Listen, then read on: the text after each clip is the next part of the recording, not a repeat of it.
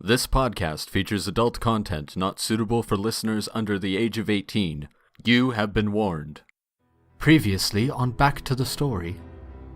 Wink is finding the words to describe his origins. It was given to me by King Called, so that I may have another chance to live.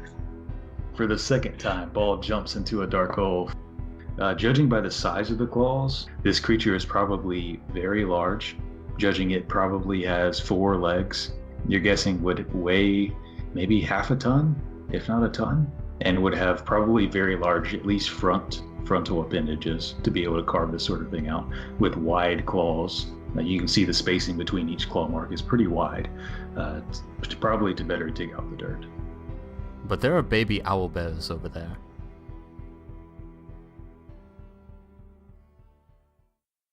All right, welcome back. We're getting started once again.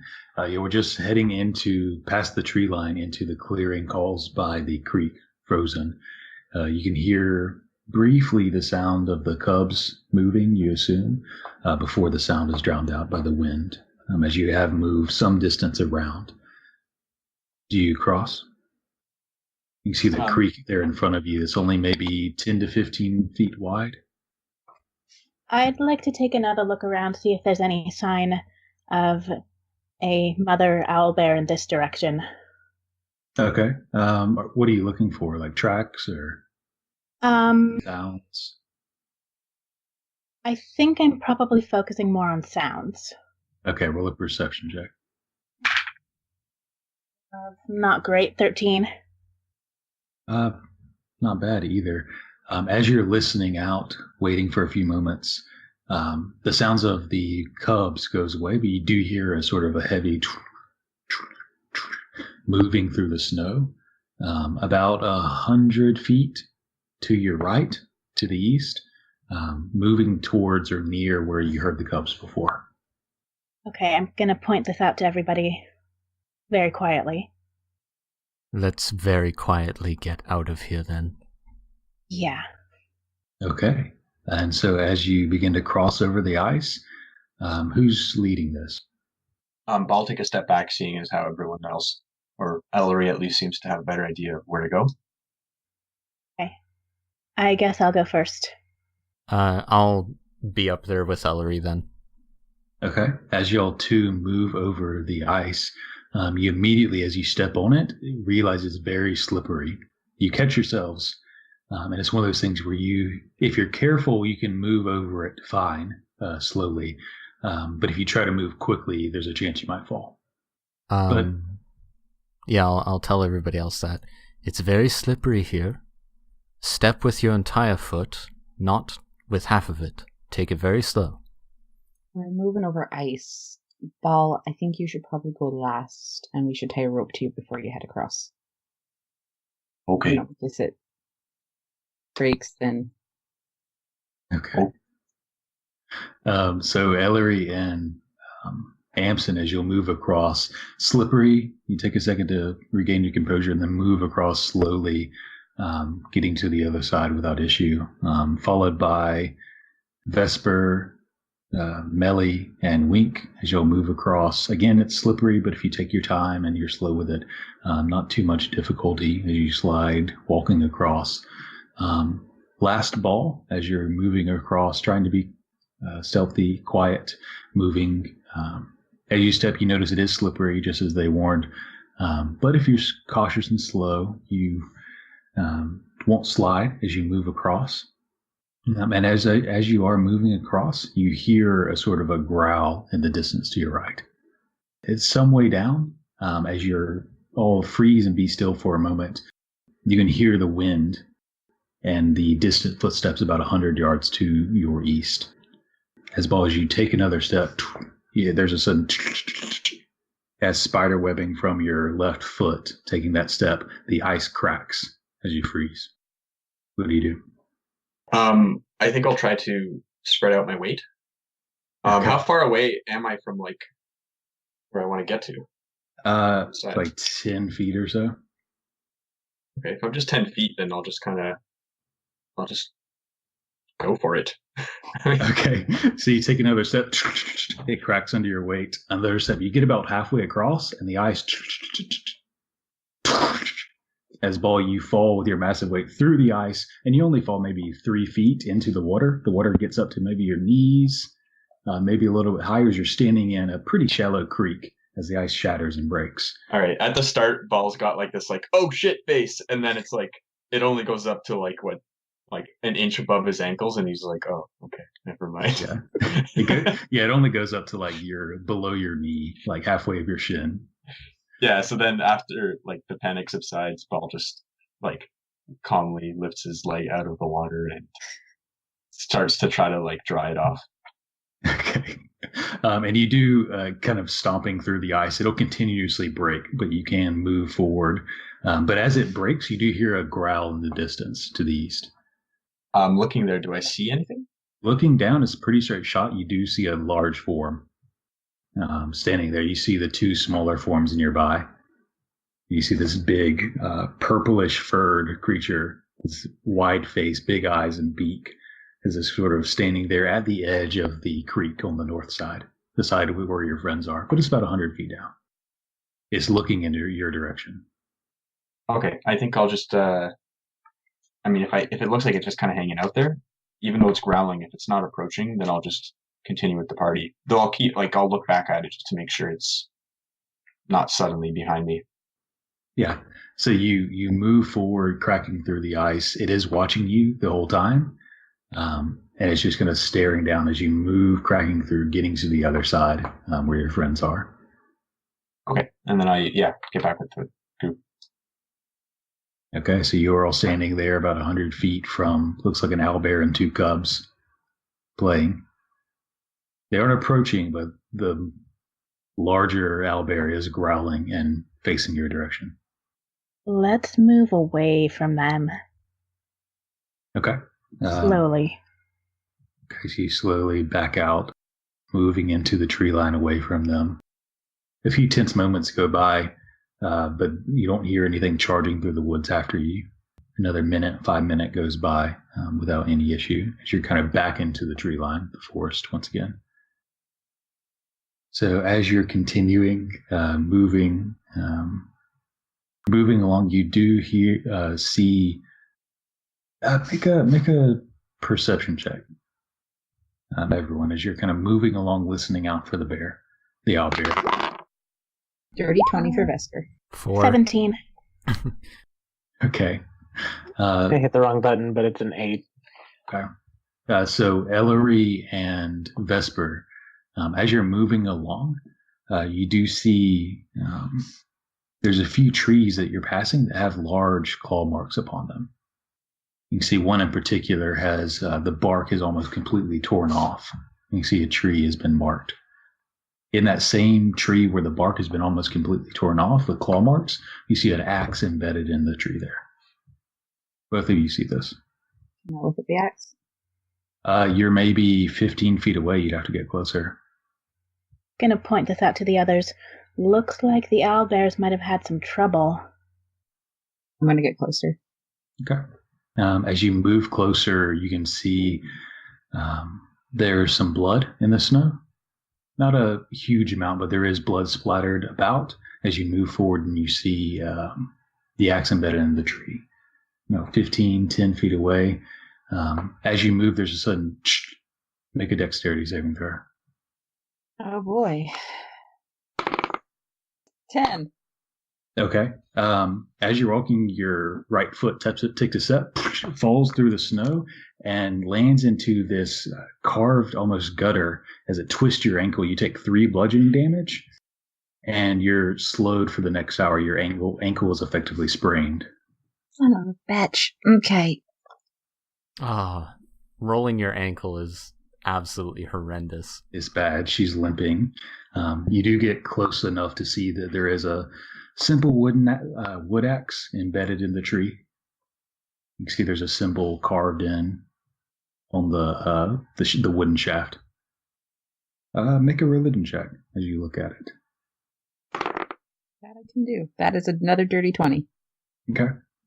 Looking at it, it looks to be like a mouth in profile of some sort of figurehead facing left. Has fangs on the top and bottom. You said dirty 20, correct? Mm-hmm. Okay. You can't remember. There's an orcish word for it. One of the sons and daughters of Kataran. You do know their title though is Warkon, which is like King of War, and it's one of the lesser demigods of Kataran.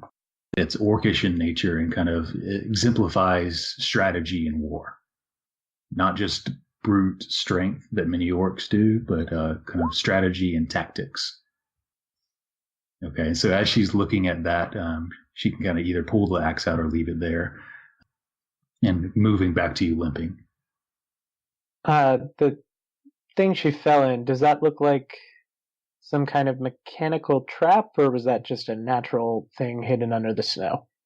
It looks, moving over and glancing at it, taking a minute there, it looks like the trench was dug out and thin little branches and twigs were placed over it and then snow over that. It looks like it was a man-made trap. That's bullshit. Vesper, are you alright? No. You sure? Anything that we can help you with? Not really. I'm setting my ankle. I'm pulling stuff out of my kits and kind of trying to splint it. Might need to lean on someone. Yeah, sure. I'm sure I can carry you. I don't need to be carried. I just having a hard time walking. I'll help you for a while, Vesper. Thanks. What'd you find? An axe. It's got a symbol of one of the orcish demigods. Oh, another one of those. Yeah. At this rate, I'm gonna have to start doing some research. So am I. I don't know much about them, but they keep cropping up. Yeah. Okay, and I guess I'll lean on Amson while we're walking. Okay, so you get up under Amson's arms and continue to move forward. For the next couple hours, midday passes, you maybe take a break, eat a little more of your rations.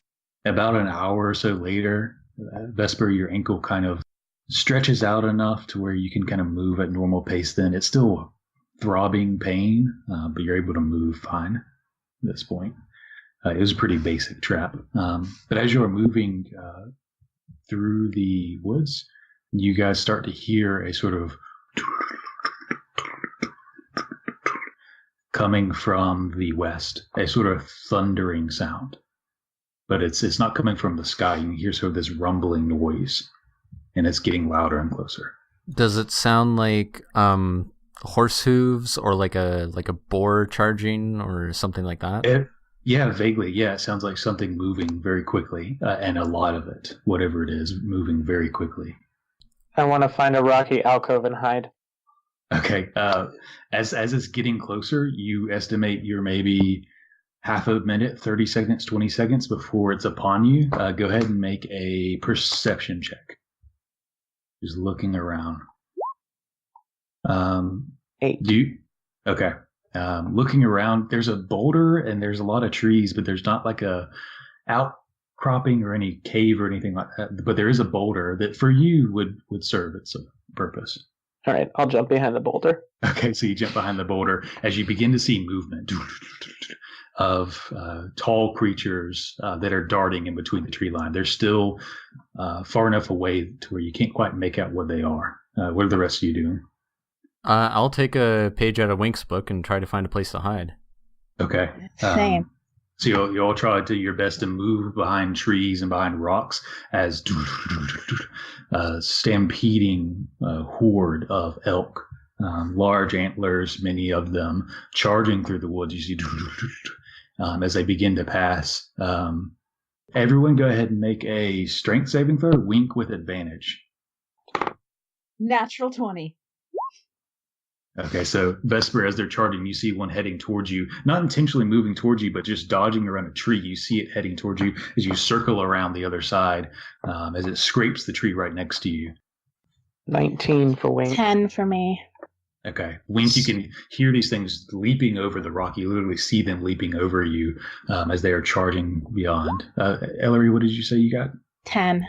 10? Okay. I got 5. Just 7 for Okay. both. So even with some adjusted DCs, as you'll have a second.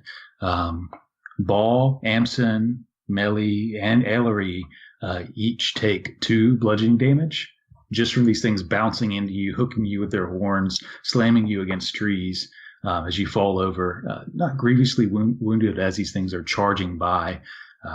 There's a number of these things. The stampede lasts maybe 10, 12 seconds of just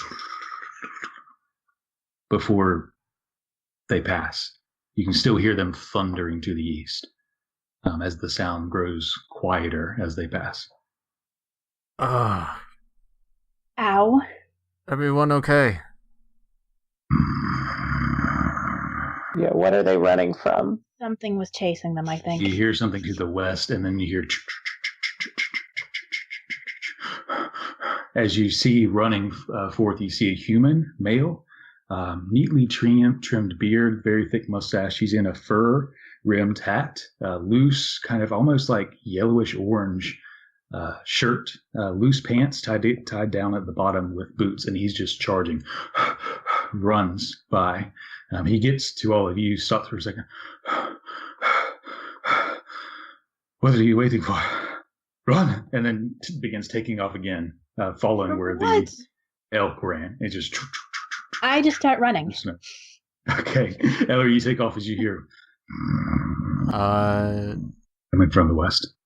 Is he going to the west or from the west? Sorry. He's coming from west to east, the same direction that the elk were heading, west to east. The growling is coming from the west. I'll go So after they're it. running from- I'll go after Ellery then and start running as well. Okay. Ankle, fine. Go after him. Okay.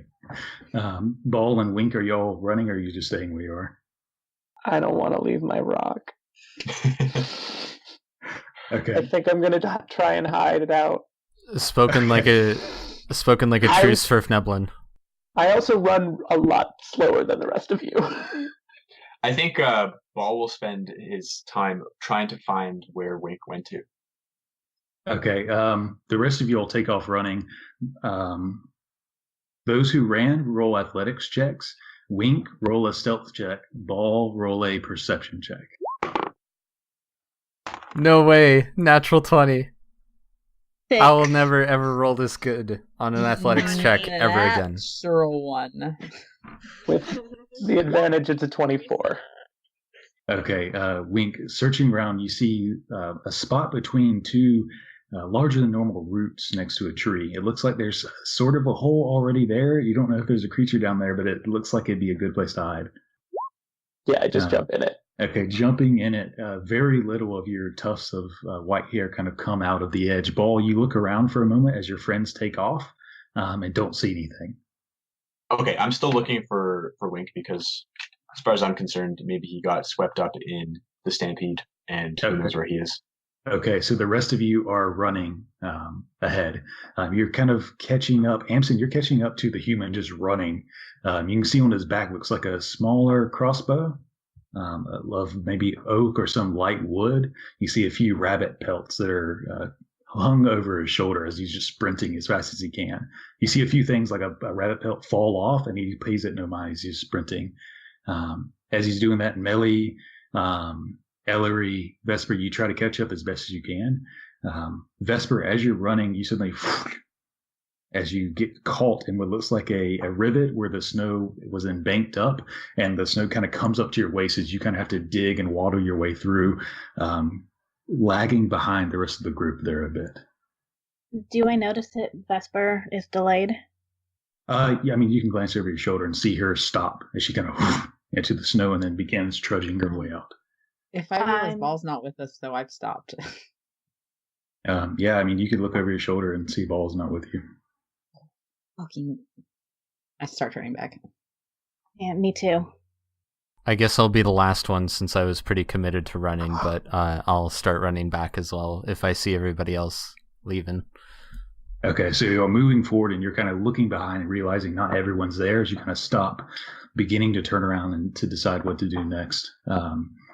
Jumping back to Wink, who's hidden, and Ball, you're looking around as you hear this sort of moving quickly, getting closer. 100 feet, 60, 40. As you start to see through the tree line, you see a large snaking head.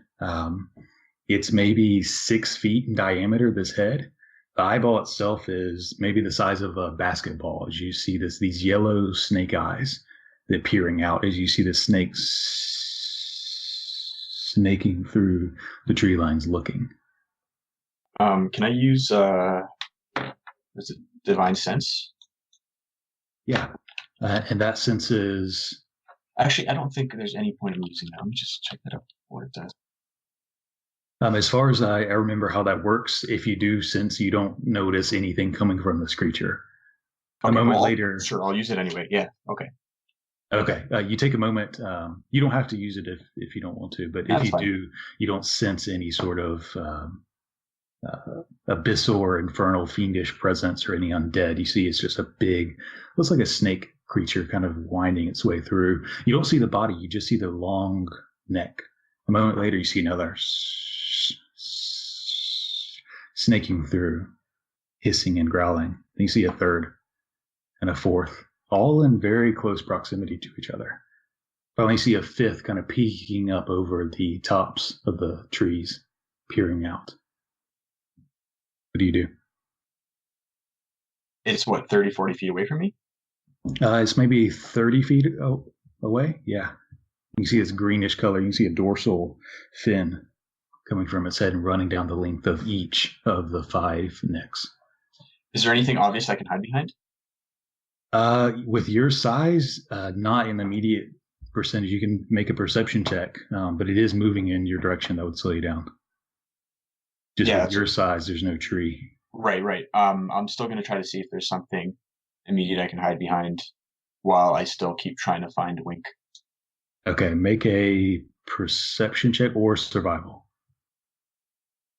It's 17. Okay.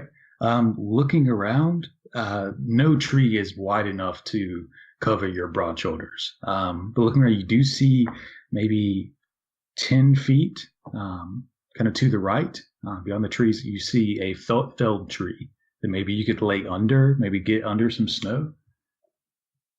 It looks like your best bet. None of the rocks or trees are big enough otherwise, but you might be able to get under this felled log. Okay, I'll try to do that then. Okay. And still no sign of Wink, eh? Wink. No, you don't see Wink. Okay. You notice the rock where you jumped behind him initially, but you don't see where he is after that. Okay, I'll go behind that thing or like underneath that thing, and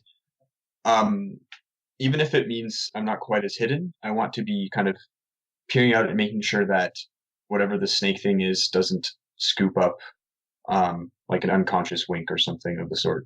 Okay, and as you begin to move towards that tree, I will say, Wink, you would notice Ball looking around for you, but your stealth roll would supersede his perception, but you would notice that.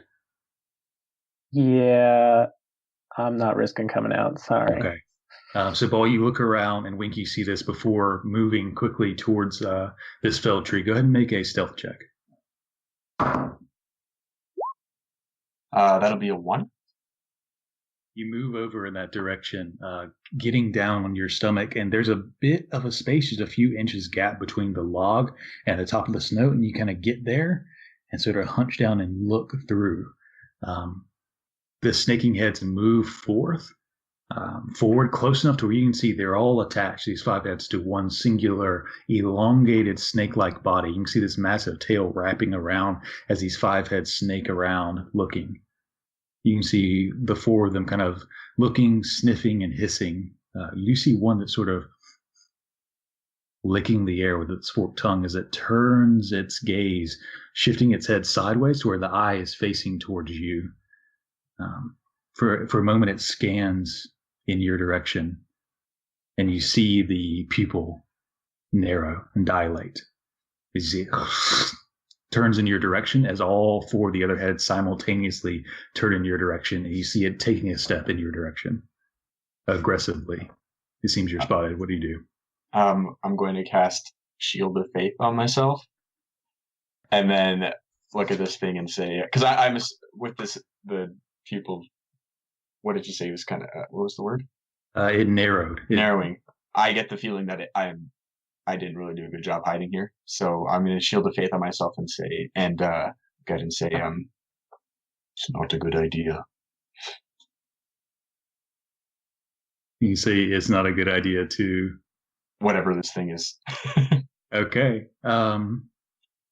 At this point, the rest of you who have been running back, you see to the right, you see Ball kind of standing up, a shimmering shield of divine energy coming over his form as he sees him stand up from the ground beyond a felled tree log, and you see the five-headed creature, all five heads facing towards Ball.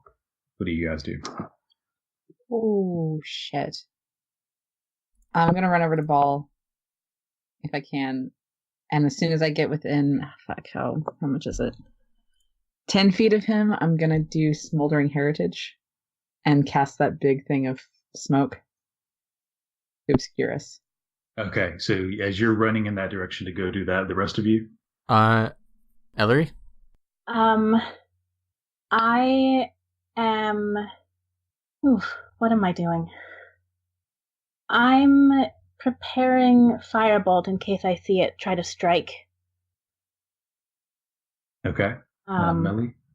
Yeah, you form the fire forming in your hand. You see one of the heads notices this immediately and kind of shifts in your direction, but the four heads are still facing towards Ball.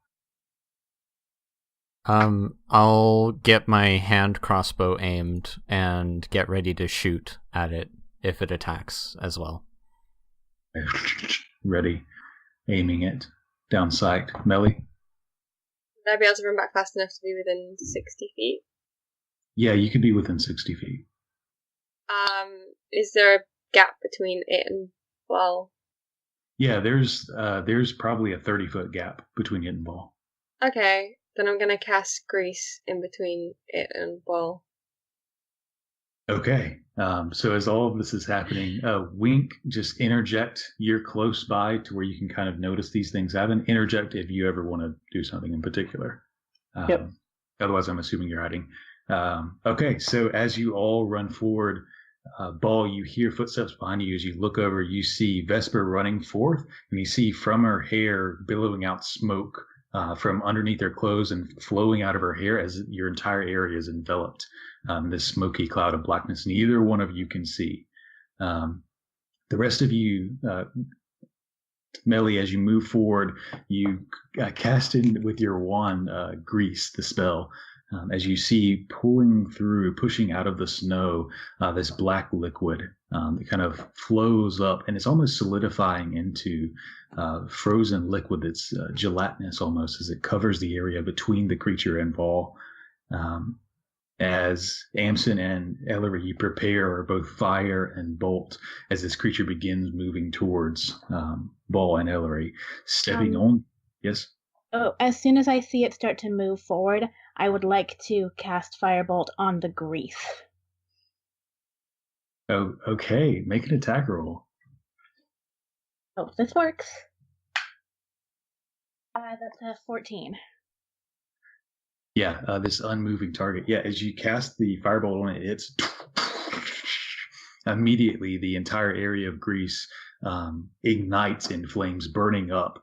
The flames in between Ball and the five-headed creature that immediately withdraws,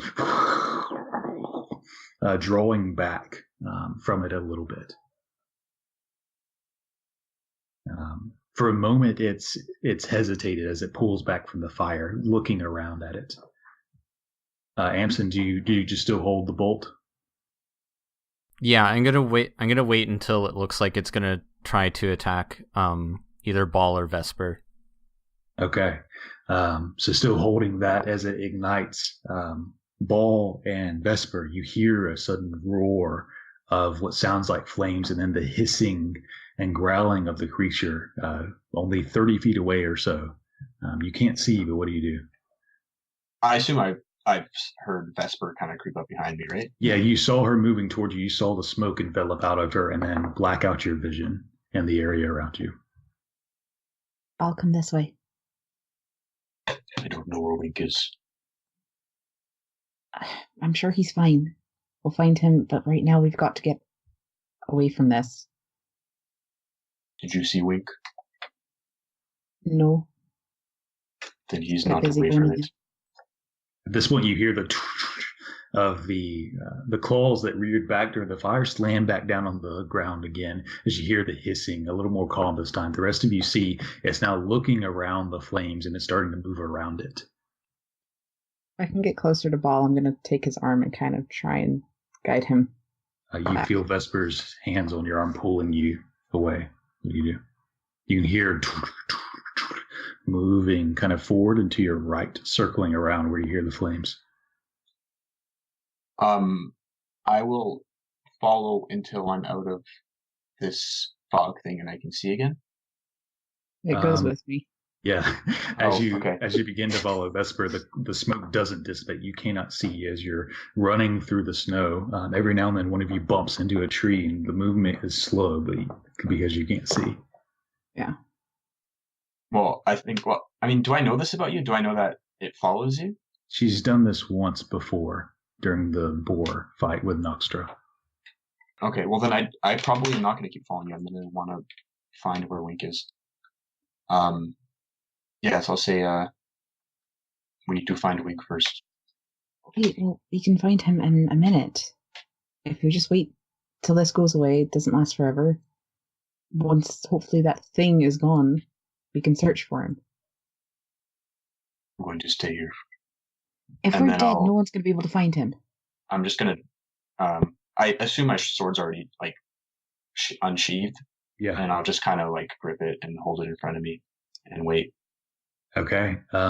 As you do so, you can see the creature now has been circling around the snow and is about creeping up to where the log was that you were hiding under. You see its front foot land on top of the log and crush it in its weight as you see these 5 heads snarling towards you.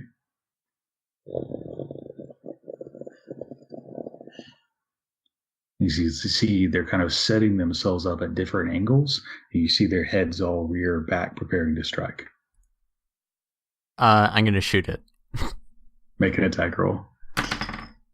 Hey, that's pretty good. That's a 22 to hit. That'll hit.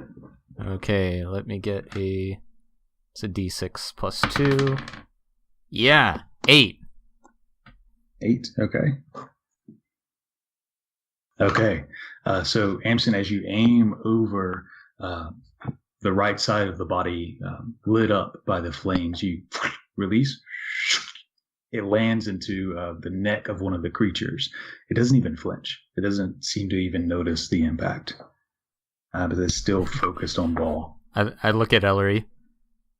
We're in trouble. No kidding. Okay, and at this moment, I need everyone to go ahead and roll initiative. Oh boy. Chase scene? I guess TPK scene. Let's see what it is. My initiative is 0.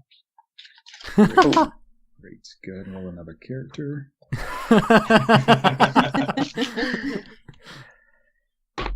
I've got to go soon. I don't know whether there's any point me rolling initiative. Roll it, and then I'll just Jagger you from there. Okie dokie. We also have a Kalvyn somewhere in this. Oh god. Okay. Have fun. And I have an 11 on my initiative. All right. 11. For Vesper. For Wink. Ellery. Emerson. Here. Okay. So, top of the round, Ellery.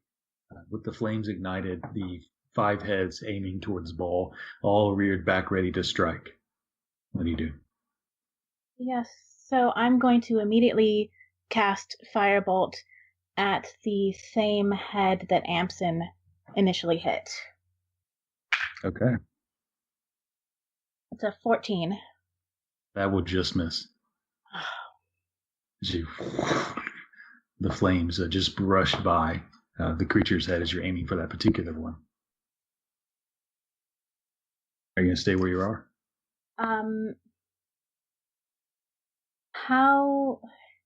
Which direction does it seem to be going in relationship to where I am?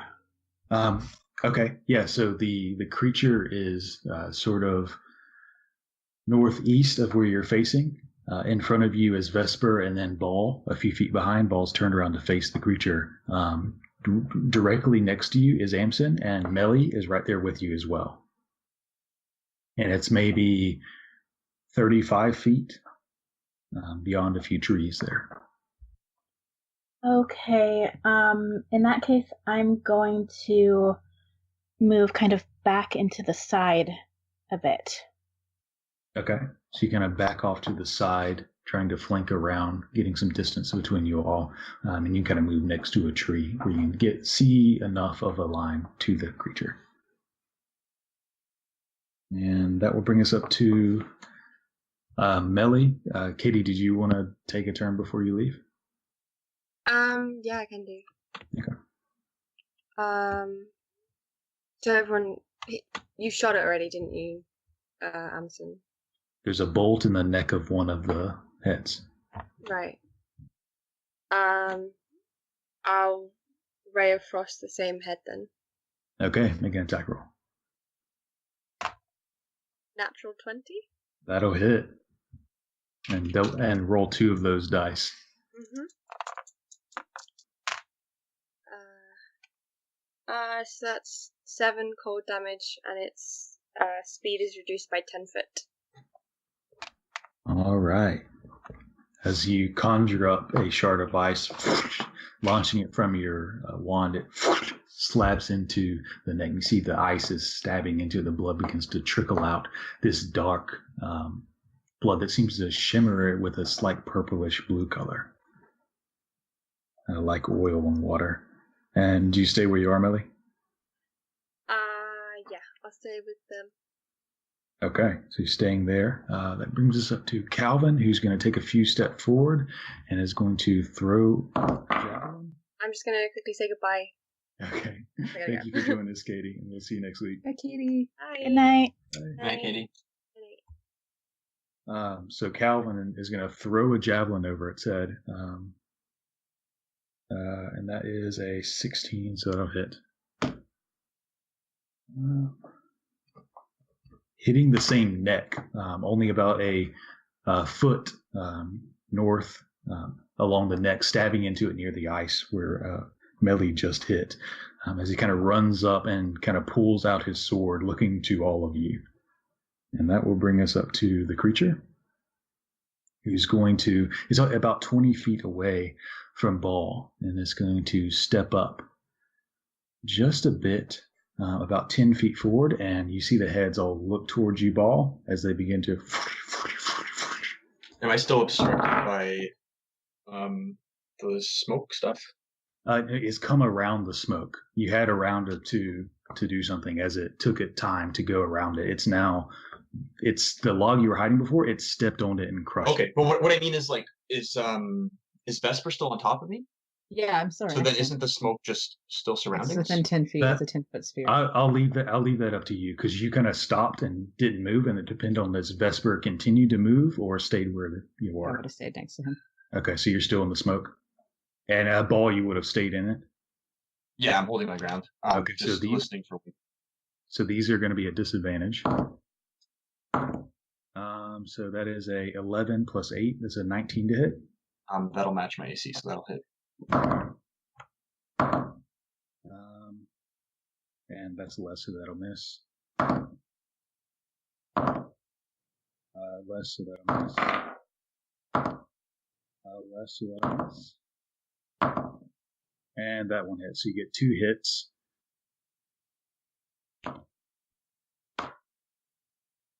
So you take 19 piercing damages. It's a concentration spell, so I don't know. You might want to do one at a time just to see if suddenly more than that hits. Because I'm at 19 Okay, AC. Make a con save for the first one. Okay, and is it 19 damage for the first one? No, it was only 8 damage for the first one. Okay. So that's nat 1, so that would drop. So then my AC is 17 now, if that So makes any of the other ones. one more would have hit. Okay, and you said 8 damage? for the first one. Okay. And then 11 for the second one that hits. Okay. And 12 for the third one that hits. Okay, Yes, so there's then a flurry of strikes, some digging into snow, some bouncing off of each other, but 3 are able to find your form digging into it. all right, so I'm unconscious then. Okay. Now, Ball, as you standing there into the snow. And that brings us up to Vesper. Sweet God. You're hanging onto his arm, and suddenly he's rattled and shifted. You can feel the scales of the creature brush by your shoulder, almost knocking you down as you holding onto Ball's arm as he falls down into the snow, still blinded by the smoke around you. Okay, well, I'm gonna cure wounds him. Okay, shh. As the silver gold energy flows from your out of your fingers in a smoke-like fashion, your holy symbol glowing. Which will be... So, Ball, everything is black. That's 12 hit points. As you breathe in, but your vision is still clouded by black, but you can hear the growling and hissing and shifting of movement as you find yourself cold on your back, laying in the snow. I don't... and I think that's gonna... trying to think what I want to do.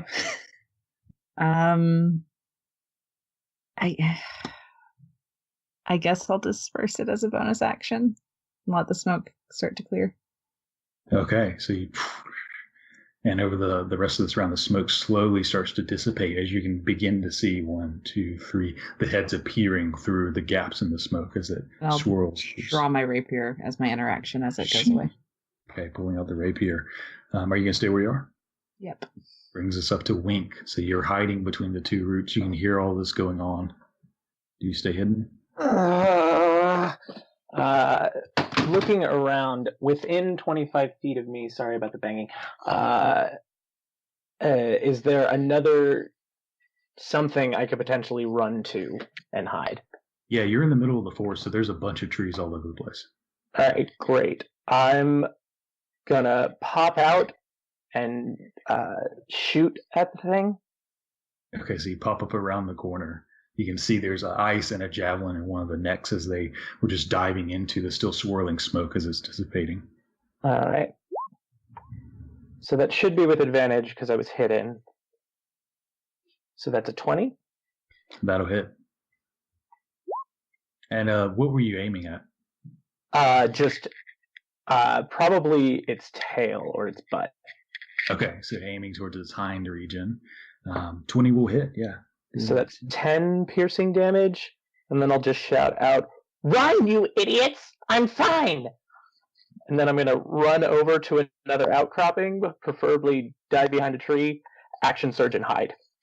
Okay, roll a stealth check as you move to another tree. 22. Okay. And that will bring us up to Amson. As you all hear his voice, the arrow fly. Amson, what do you do? How far away is Ball and Vesper? From you, maybe 15 feet. And then beyond, about 10 feet is the creature. Wink is to your left, about 10, 15 feet. Okay. Okay, as an action then, I'm going to cast, I'll cast Fairy Fire on the creature. So it gets a dex save. Natural 16. Please have like a negative 5 17. dex. Damn it. 17 total. Okay, so it saves. With my bonus, I'll inspire. Let's inspire Vesper. 'Cause why not? Okay. Take me by the hand and I'll show you. Touch me with those spells and you'll know you got the spells again. You got the spells again. You got the spells again. Nice. Okay, so as you step around, you cast this spells of words as the glittering colors drift down on the necks. You see this, all 5 of the snakeheads immediately look up around and begin to move and shift, trying to prevent them from landing on them. As you sing Vesper, you feel invigorated. Maybe we can get out of this. And that brings us up to you, Paul. Oh, I still have a move action. I'm gonna jog about 20 feet back. Okay, so just kind of backpedaling, moving about 20 feet further. That brings us then to Ball. All right, so I don't think Ball's really able to differentiate between the darkness of the fog and actual pitch black. The fog is now gone. Right. You wake up. So I just see myself kind of like looking up at these 5. What do these like mouths look like? Are these just like 5 snakeheads? Yeah, 5 snakeheads attached to one somewhat slender, elongated body with a thick tail that's in. Each of the 5 heads has a dorsal, almost fin-like, that runs down the back. The body itself is covered in these greenish scales. The underside is lighter, with the dark side darker. A darker greenish blue tint almost. The eyes are yellow, each with these forked red tongues that stick out. Okay. Looking around, I guess I'm seeing Vesper kind of mid-healing me. Yeah, you're on your back as you wake up to see the familiar silver gold glow with Vesper looking down on you. I'm going to look to her and say, I think you were right. And then I'm going to cast Shield of Faith on myself again, which is my bonus action. And can I still do a 5-foot step if I use my movement to get up? No, I get up? You'd have to use half of your movement to get up. Okay, so I'll use half my movement to get up, bonus action, Shield of Faith, and with my action, I will use the dodge action. Okay, so you stand up. As you do so, tapping your chest, the shimmering energy flows over it once more. Standing up, taking your sword into a defensive maneuver positioning so that you might be able to parry a strike should it come. And that brings us up to Ellery. I'm going to shout, "We need to get the fuck out of here!" And I'm going to cast Firebolt again. Okay, make an attack roll. Ooh, that's not good. That's a 10. That will miss as the fireball slings by, slamming onto a nearby tree, exploding. And then I'm going to start running in the opposite direction. Okay. So you get 30 feet back, kind of passing a little bit further behind Amson. And that brings us up to Melly, who is going to follow a similar maneuver with the Frostbolt. As the frost slings by, it kind of glances the shoulder of the creature, shattering the ice, but doesn't seem to make an impact. She too turns and runs, moving next to where Ellery is. Bring us to Kalvyn, who's going to do a similar maneuver. Natural one with the javelin. So he begins to throw it, and then as he's taking his step in his throw, he sinks deep into snow as the javelin just goes low, hitting near the front feet of the creature, nowhere near hitting. But he recovers himself, turning around, moving back defensively. And that'll bring us up to the creature. Looking down at you, Ball, you can see these 5 heads as it begins to release. So that is a... So there's concentration. So 21 or higher, and then we'll do damage for my concentration. And you aren't disadvantaged because of the dodge. Oh, is it disadvantage? Oh, I thought dodge was +2 AC. It's just disadvantage, right? Yeah, but yes. The Shield of Faith is +2. Thank you, George. Okay, so I'm at 19, not 21. Okay. So yeah, 19. So 13 to hit on the first one. 18 to hit on the second one. Natural 20 and 18 to hit on the third. And a 13 to hit, and one more. And that one is a 19 to hit. So one does manage to hit you. Doing 15 piercing damage. Is it the forehead's whoosh, whoosh, whoosh, whoosh. The last one as you're ducking, knocking the second one out, parrying it with your blade on the third, and ducking again with the fourth. As you see the fifth come up lower instead of striking down, as it comes forth, turning its head sideways and bites into you. There's nowhere to go as the things dig into you as it releases. I'm unconscious again. As its ball falls to the ground once more.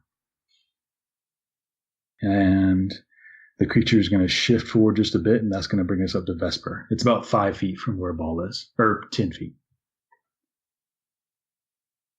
As Vesper, you see all of these quick strikes flying snow up, and it brings us to your turn. Yep, waiting for that. There we go. Cool. Fucking. Right, so I'm just gonna heal and word him this time, because fucking I'm always right and no one ever listens to me. Oh, good, that's not bad. That is a 7. Oh no, 9. Sorry, you get 9 hit points back. While you breathe in once again. Yeah, I know, I'm fucking right always. And then I'm gonna toll the dead on this stupid fucking thing. So it needs to make a wisdom save. Okay, that is a 14. Fuck, yeah. Okay, so boom, this heavy humming drum rings out. The creatures kind of look and wince in pain, but doesn't seem to affect them otherwise. Okay, I'm gonna get the fuck out of there. I'm gonna back up. God, it's 30 feet. Okay, moving your full 30 feet, leaving Ball there on the ground but conscious in front of the creature backing away. That's going to bring us up to you, Wink. Okay.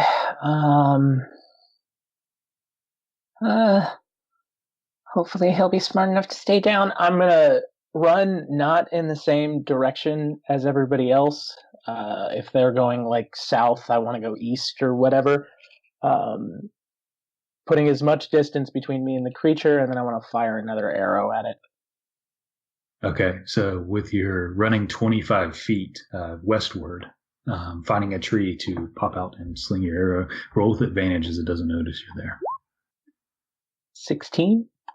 That'll hit. 9 piercing. So I want to pop out, fire at it, get as much distance, and then just shout, "Hey, ugly! Over here! Please let them run, please let them run, please let them run." Make a intimidation check. Great. Ooh, 13. Okay. As you pop out with the arrow, sinking into it again and running over, yelling at it and at the group to run, you see 2 of the 5 heads kind of turning in your direction, snaking through and following your movement. That's my turn. We'll bring this to Amson. Okay. I'm gonna healing word Ball as well. Let's go that. Ooh, that's a 3 plus 3, so that's 6 points of healing for Ball. That's my bonus action. Or you actually have an extra point for me. I'm still figuring out Disciple of Life. Level 2, and I still don't get it. So I got an extra heal, extra HP from the last time you healed me? Okay. Yeah. I'm gonna use my action to shoot it with my hand crossbow again. Okay. That's 17. That'll hit. Okay. That's 6 points of piercing damage. And then I'm going to run with Melly, Kalvyn, and Ellery. Okay, so using your movement to shift that way. And Ball, as you're kind of awoken by some of your wounds closing up from Vesper, with your wounds healed through Vesper's magic, with Amson's, you're almost encouraged to maybe you can get through this. It's just as much wound stopping as it is encouragement. I guess I'll say that my healing word is Ball, run, please.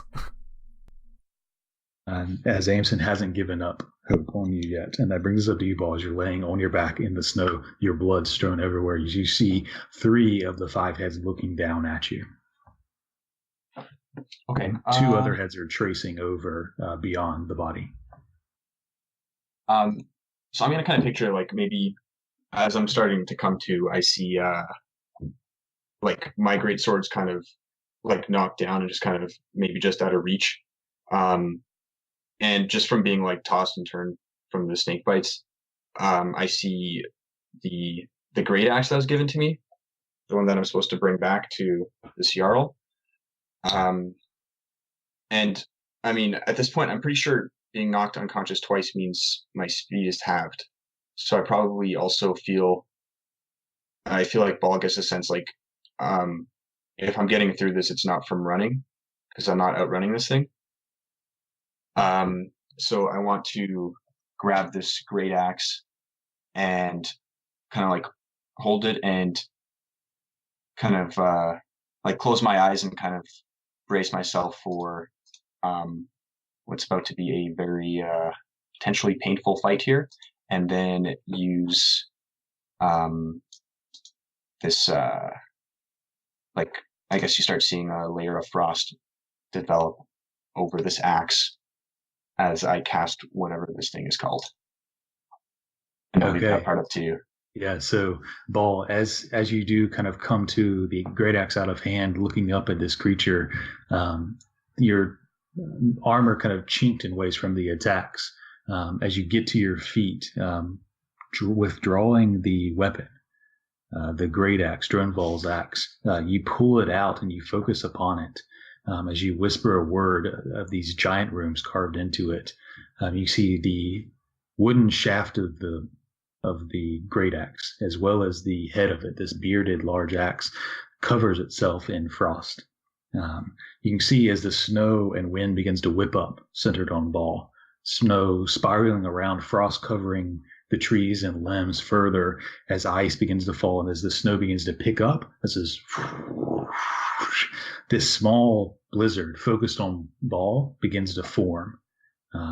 About a 30-foot radius around Ball to where none of you can currently see Ball, and a significant portion of the creature is now covered from view, obscured by this blizzard of ice and snow as it rotates around him.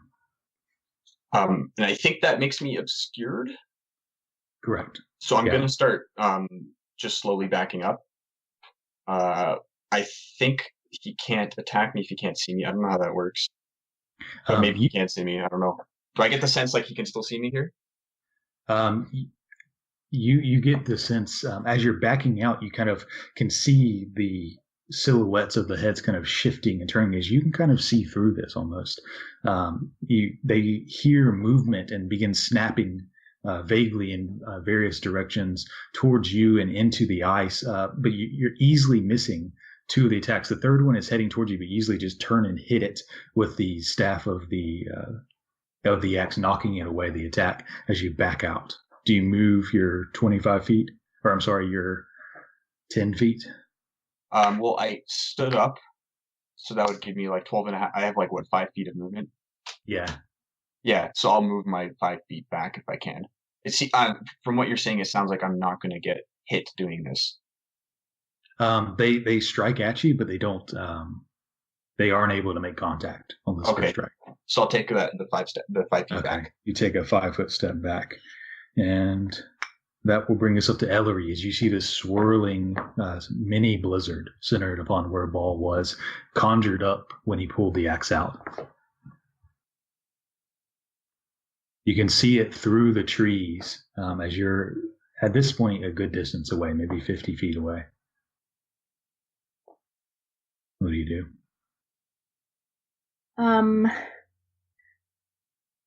Okay, I'm going to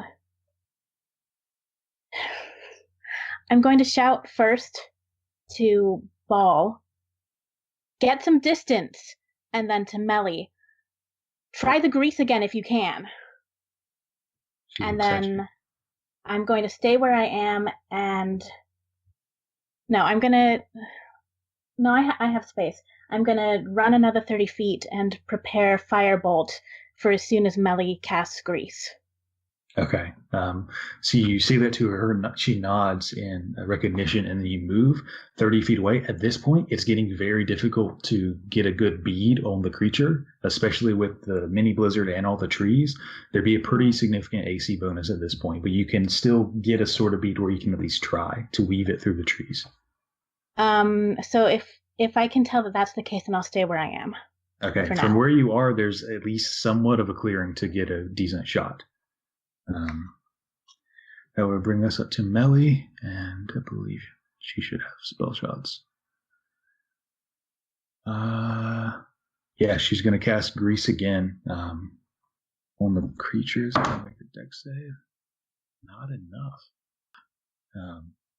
So Melly looks to you as you kind of form a fireball in your hands, focusing, looking through the tree line to the creature. As Melly pulls out her wand, and you see this shimmering tar-like substance form at the edge, just a bead, as it. You see it pulling up out of the snow once more as the creature kind of looks down, confused and semi-blinded by being partially in this sphere of blizzard, and suddenly feet go up under it as it slams on its side, snow flurrying up everywhere. As the creature is now on its side, that'll bring us up to Kalvyn. I was holding my action for that. Okay, so as it slams into the ground, you can release your firebolt. Are you aiming at the creature or Grease? I'm aiming at the Grease. And okay, roll an attack roll. 16. Okay, so you hit just next to the creature's body at the Grease as it burst up in flames. As the flames begin to wreathe and burn around the creature, you can see it singeing some of its skins as it growls in pain. And that will bring us up to Kalvyn. And Kalvyn, you can see he has a javelin in his hand, puts it up, grabs his hunting sword, and over his shoulder, where there's a chink in his armor, where his armor meets his neck, he slices it along as the hunting sword wreathes itself in flames. As he kind of prepares in a formation to attack if he needs to, stepping up a few feet in front of you. That will bring us up to Vesper. Soon as it unmutes. Okay. I'm going to try something probably really stupid, but we'll see how it works. Okay, so it's already on, it's on its side is the thing. I'm going to say, I'm going to turn back around as I'm leaving, and I'm going to yell run, but I'm going to cast command. Oh, no, shit, no, I'm not, actually. I'm reading the spell. Never mind, I'm not doing that. Fuck, I'm just gonna take my 30 feet back and cast Toll the Dead, I guess. Okay, so you move back to where Ellery, Amson, and Mellery are kind of in this bucket, a good 50 or 55 or so feet back, casting this doom as it rings out. Natural 2, that's not going to do it. Hell yeah. Well, that's 2 necrotic damage. You're good at bringing life, sustaining it, healing wounds, not as proficient as dealing it, but you do see some of the wounds from the Kalvyn's javelin and the ice kind of widen a little bit, stretch out just a little bit further. You see some of the burning scabs of the burns sort of scab over in this nasty disease-like formation. Just a bit. And I'm just going to, Ball, get the fuck out of there. All right, so we have this crowd of most of the group. We have Ball standing with the axe in the center of this 30-foot sphere of blizzard, with the creature right next to it on its side, still with the flames licking up out of it. The other grease pit on the other side is starting to burn out, and on the other side of that is Wink. Is your go? What would you like to do? I'm going to take, I guess, another shot. It's prone at the moment, right? Yeah, it's considered prone. So it is technically at disadvantage, but I just want to try and give it. Nope, that's a 1. So, okay. Nope. So go ahead. Oh no! I will fire, and upon seeing it miss tragically, continue to shout. But this time I want to run and go behind a tree. I can't hide yet, but I'm preparing. Okay. So as you draw back, you see how thick the scales of this hide are, this natural leathery, scaly skin. So you overdraw your bow a little bit too much, and as you release, that extra force shatters the arrow. The splinters slapping against your face. The arrow doesn't even exit fully out of your bow. You yell and then turn, ducking behind a tree nearby. Bringing us to Amson. As you hear the words cutting through the loud sound of the blizzard. Oh boy. Okay. I'll try. It's on the ground, right? Yeah, it's currently prone on the ground. Okay.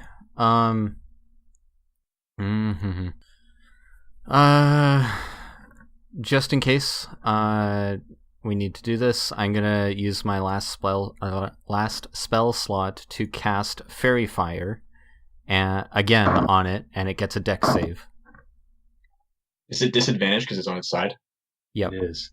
So the first roll was a 19.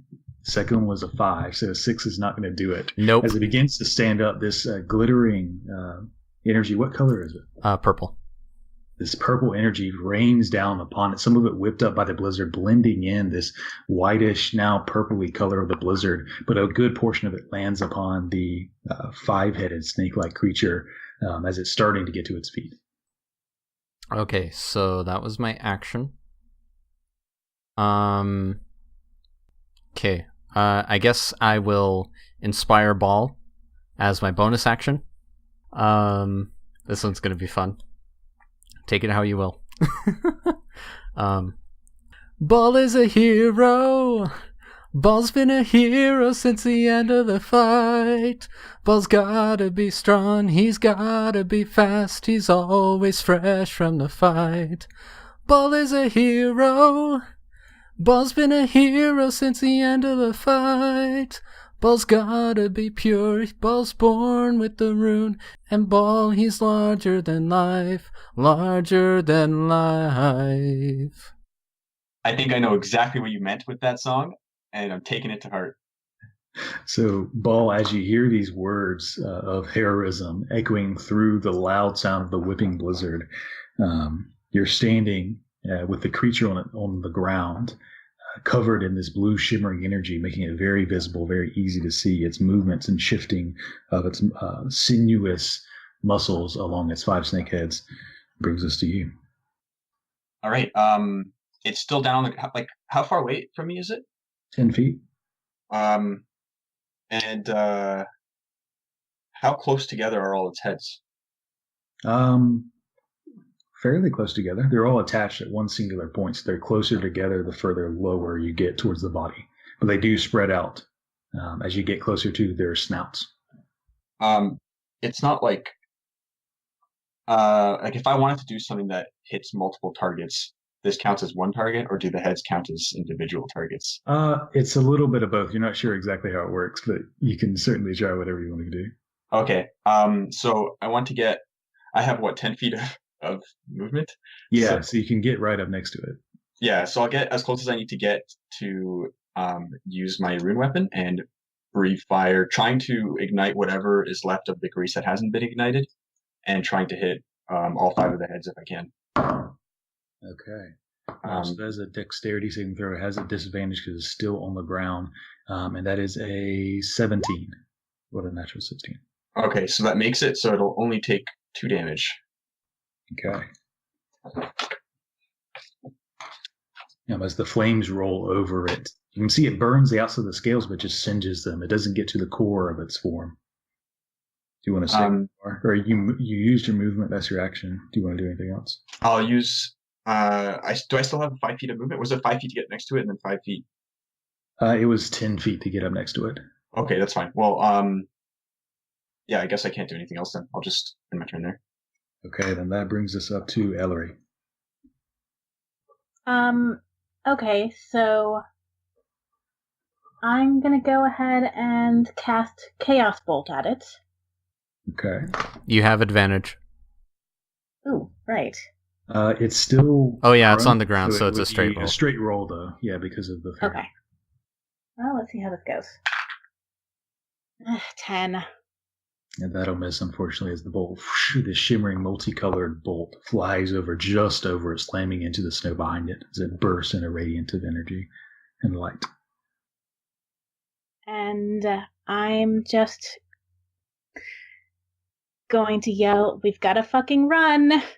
and wait until I see Ball start coming before I move.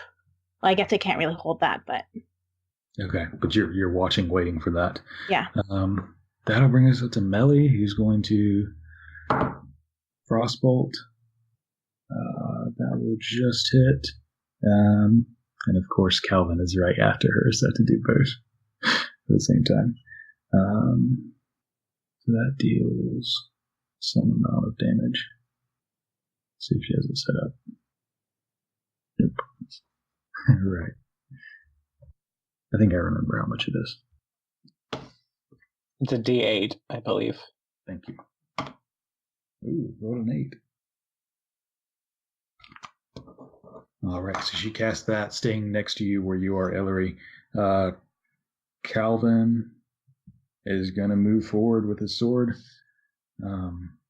He can't quite get up there, but he moves up a number of feet, pulling out the javelin, throwing that, which is going to miss. The javelin flash lands in the side of the scaled form of this creature, but doesn't pierce through the scales. And that will bring us up to it.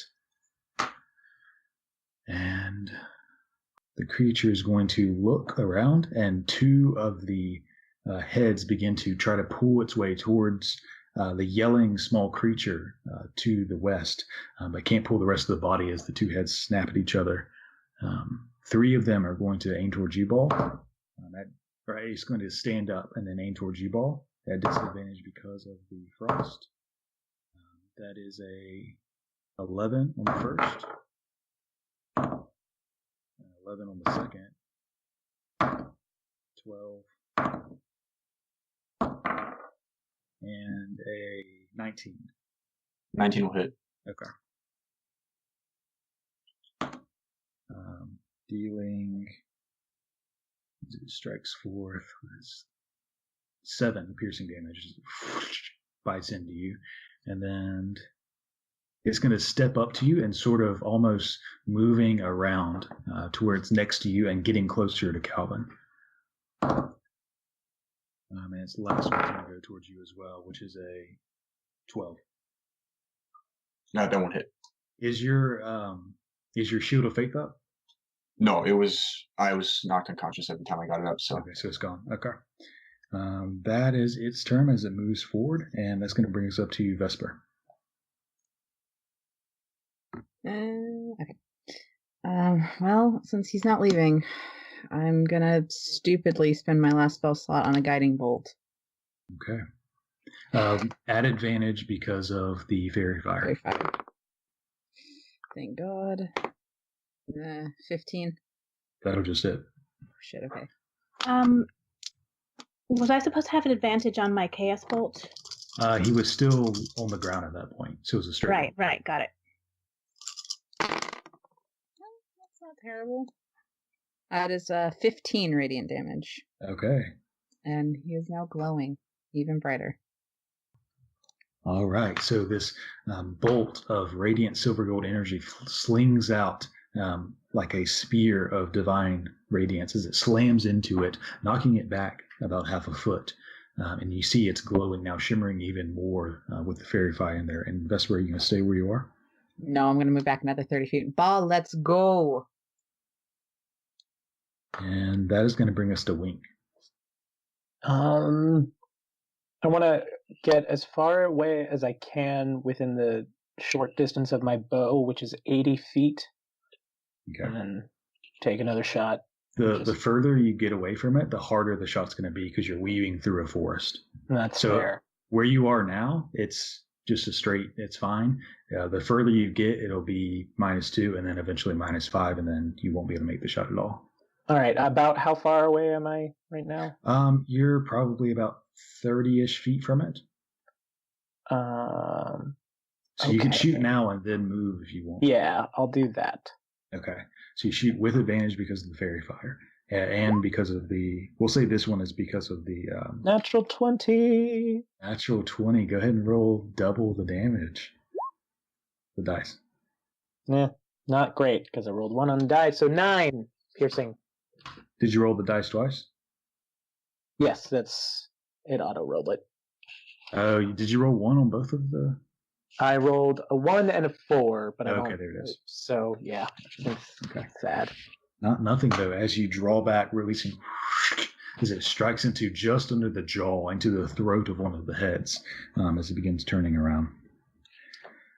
Come on, guys! And I'll kind of jump up and down and try and make noise as I run my 25 feet away from it. Okay, 2 of the heads are still facing in your direction. Make another intimidation check as you're getting further away from it. Another natural 20? Okay.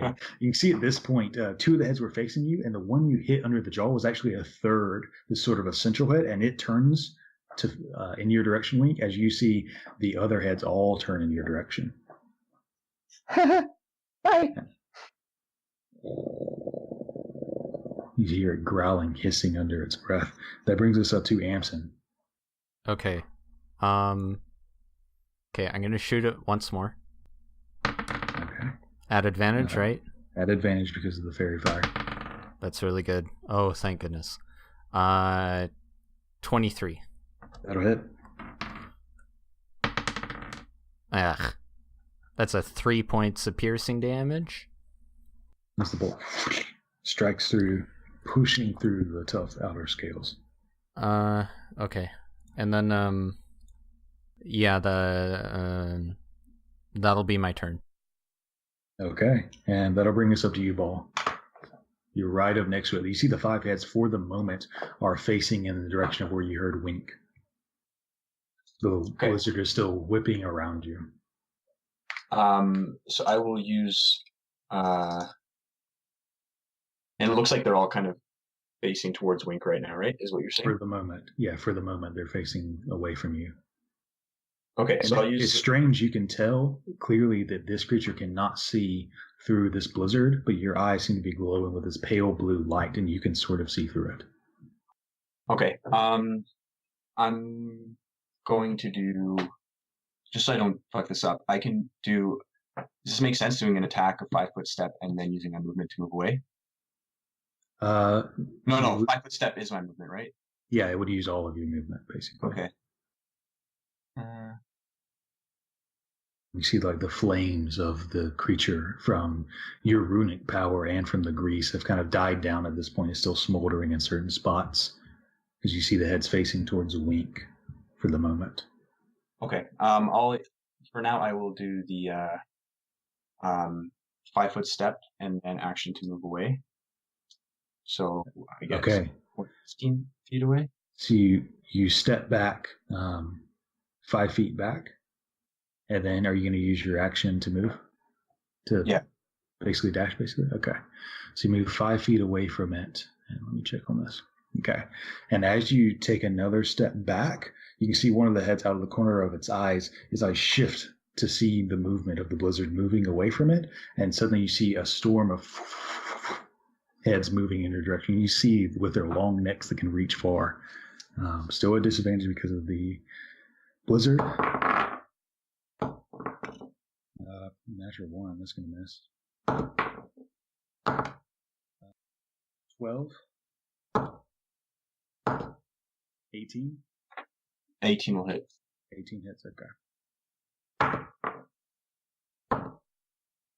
Higher than that. And a 15. Okay, so just whatever was higher, like my AC 17, so 17 or higher hits. Okay, so 2 hit for now. Probably going to put me unconscious because I'm at 9. The first hit is 13. Okay. As it drives into you. As you fall down to the ground, the blizzard is still wrapping around you, but the second hit still drives into you. You take 2 death saving fails on that second hit as you're on the ground. Withdrawing again, still covered in ice as the blizzard is running around. That brings us back up to Ellery. I'm gonna try for Chaos Bolt again. Okay, making an attack roll at advantage because of the fairy fire. Okay. The purple shimmering energy, you can almost predict its movement as the glowing glitter shifts in the direction just before it moves there. That was I think that was a 15 total. 15 just hits. Okay.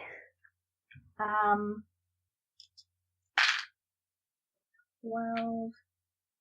And I'll go with fire damage.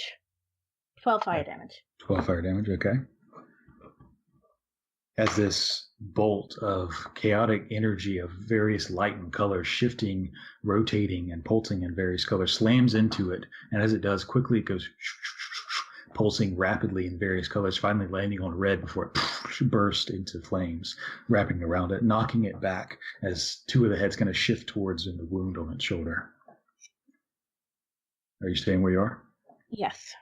That'll bring us up to Melly, who is going to do the frostbolt at advantage.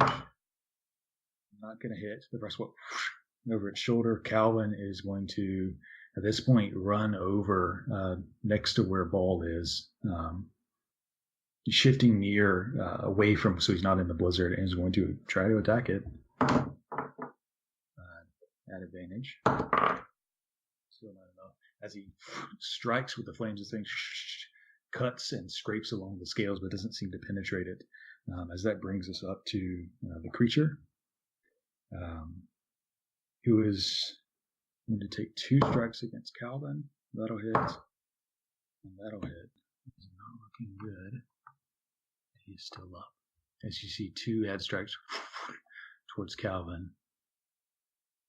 As the other 3 heads are still facing towards where Wink was. As soon as they finish striking a Ball, turn back towards where Wink was, and the body is going to move towards Wink in that direction. Kalvyn is going to get an attack of opportunity at advantage. It's a natural 1 and a 4 as he strikes again, scraping but not able to penetrate. As the creature moving about to where you fired the arrow from, Wink, as it stomps over the log and through the snow in your direction, but you're still a good 25 feet from it as the snakeheads curl around the trees facing towards you, Wink. And that brings us up to Vesper. How close am I to Ball? You're That pretty significantly. Yeah, you're probably 50 feet or so away from him. Because I think you backed up a few times. Okay, I'll move to 30 feet forward then, as this thing is moving away. Okay. So that I'm within 30 feet of him. And I'm going to use Channel Divinity and Preserve Life. I'm going to give him all 10 hit points, actually. Okay. Do you have to see the creature? I have to be within... Or do you just have to be within 30 feet? Choose any creature within 30 feet of you. Okay. So you know Ball's there. You can almost sense his presence as you reach out your senses of faith, feeling his wounds in your mind as you... This feature can restore a creature to no more than half its hit point maximum. So how many do you get from that then? I have 24 max, so I can still take 10. Okay. Perfect. Okay. So Ball, you breathe in once again, your eyes igniting in that pale blue. But at this point, you've been knocked down and knocked down and knocked down, and it's starting to wear on you. You can feel the aching of these wounds and shoulders, and you're sort of slow, as you're not going to be able to fight like you used to. Vesper, are you going to stay there? Yep. Okay, so that brings us up to Wink as 1, 2, 3, 4, 5 of these heads snake around the trees, all looking in your direction. You can see wounds upon it, javelins in it as it is facing your direction. I'm going to continue to run and scream, but I'm just going to dash. Okay. Get 50 feet from where I'm at. Try and lead it as far away from the rest as possible. Okay, so running 50 feet back, and that will bring us up to you, Amson. Okay. How far away is the creature? From you, probably 70 feet or so. Okay. How far away is Ball? Ball is maybe 50 feet. Damn it. Okay. Okay. I'm going to... I guess I'll just rush up to Ball then, with both my movement and my action. Okay, so you dash forward through the snow, trudging forth. You see the blizzard. Do you move into it? It's about 30 feet out from where he's centered on. Oh, okay. Then in that case, I'll only move until the edge of the blizzard, which will give me my action back. Okay, so moving just up to its edge. And then I will, I guess with my action, I'll start digging out one of the last potion of healing that I have on my person. Okay, so you move up, begin to pull out that potion. And that will bring us to Ball. As you wake up again, the blizzard's still flying around you. I think I definitely feel, like you said, like battered, bruised, pretty weak here. So I'm just gonna like lightly groan and try to reach for my holy symbol, and just like hold it to my chest. And I won't even say a prayer. I'll just kind of think a prayer, and use my lay on hands the full amount on myself. Okay.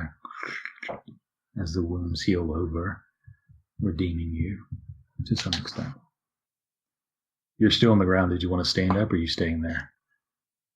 Can this like, when I'm obscured, can they see me get up? You don't know what they can see. Okay. It didn't seem that the five-headed snake creature could see inside the blizzard. Okay. You can. I'd say maybe just holding my axe, I get to my knees. Just kind of like knelt forward. However you want to interpret that for being prone or not is up to you, but I think that's okay. how. So you slowly start to try to get to your feet using the axe as a cane, getting up to your knees. And that will bring us up to Ellery. I'm just going to move forward about 15 feet and then hold onto another chaos bolt in case the creature starts coming back in our direction again. Okay. And just so you know, with how holding spells work, with spell slots, you can hold the spell and release it at the trigger of it moving towards you. But if the trigger doesn't come, you don't get the spell slot back. You're using it and you're just holding it in your hand. So you can either release it towards a creature or release the spell entirely, but you still lose the spell slot either way. Just so you're aware, but you can certainly do that. I think then I will just hold on to Firebolt. Okay, so you hold on to a Firebolt instead. Conjuring it, holding it, preparing. The creature's maybe 55 feet since you moved up a bit, facing away from you. You see its tail whipping behind. One of the heads is still facing backwards in your direction, in the general group's direction. Melly is going to step up, do the same thing with Frost, conjuring up at the edge, a shard, a diamond of ice at the tip, floating next to her wand. Kalvyn is going to step up and position himself in between the blizzard and where the creature is moving. As the creature is going to start charging towards you, Wink. So you move 50 feet. It moves 30 feet and then continues charging. Its head's almost getting low and sort of snaking forward. Its movement serpentine in nature as it snakes forward, getting just up to you, but not able to do anything. Shouldn't it still be 15 feet back? Because I was 25 feet ahead of it, then I moved 50, so I should have been 75. It moved last round. It moved to where you were. And I was 25 from that, and then I moved another 50. Okay, so yeah, you're right. 75 right. From it. Yeah, so it's about 15 feet from you. You're right. So it's about 15 as the snakeheads are beginning to pull themselves back, rearing up for attack, but it's still a good 15 feet from you. I want to look around for anything that I can dive under, preferably. Okay, so running through the snow, looking over your shoulder, you see it's gaining on you. Looking over again, you see it's gaining on you. And that will bring us up to Vesper. Okay. It's pretty far from me at this point, right? You can hear it charging away from you, further into the woods. I'm going to run up to where I'm pretty sure Ball is. I don't know. I'm sorry.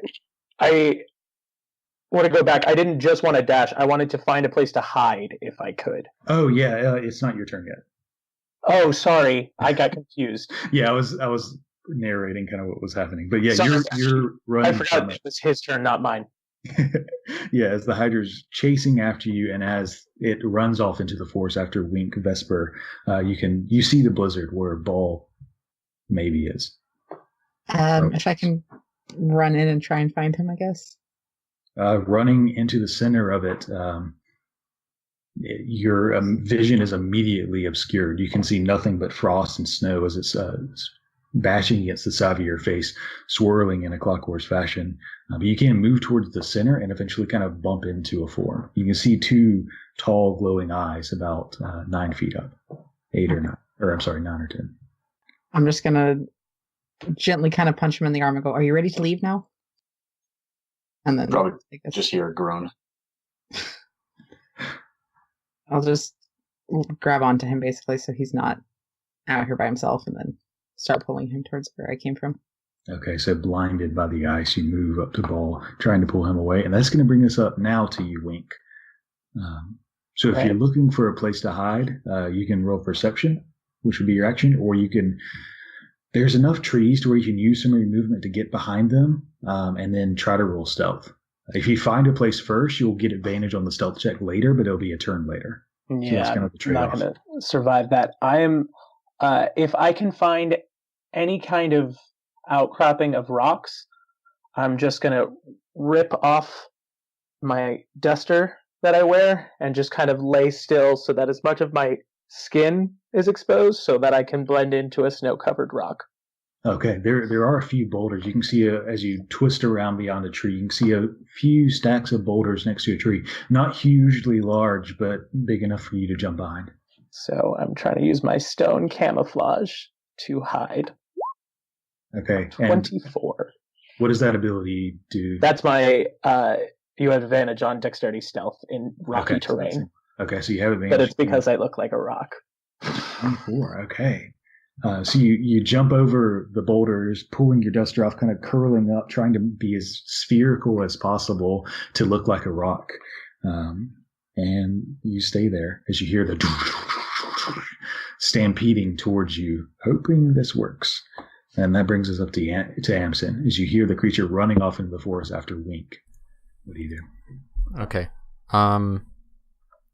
I guess I'll just keep backpedaling, and I'll reload my hand crossbow and ready to fire it if I see the creature come back.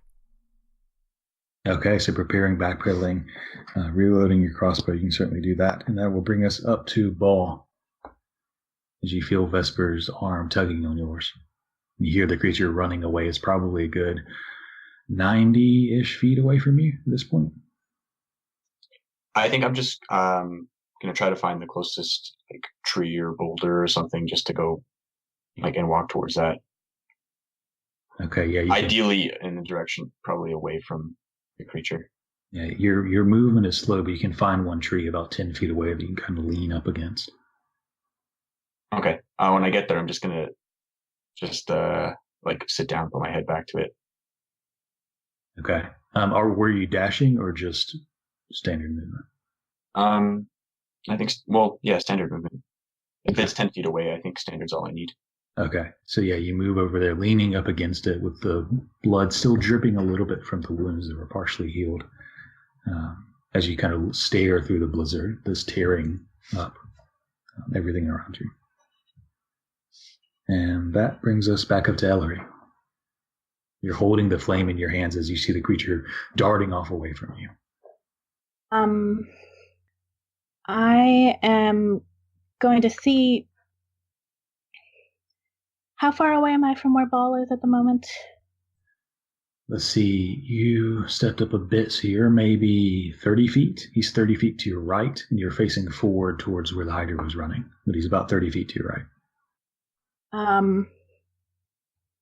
Okay, I'm just going to kind of look around to everyone and say, we have to get out of here. And start heading back in the direction that we originally came from. Okay, are you using half or full movement? Or are you using your action to dash, I should say? No, I'm not dashing, just my regular movement. Okay. At this point. Okay, so moving back, looking over your shoulder, seeing what the group does. Melly is going to hold on to that firebolt in case I need it. Okay, Melly's going to do the same thing with her frost, and Kalvyn is going to shift back closer to where Ball is. Kalvyn's going to kind of stay with Ball. Bring us up to the creature. Wink, as you dive over,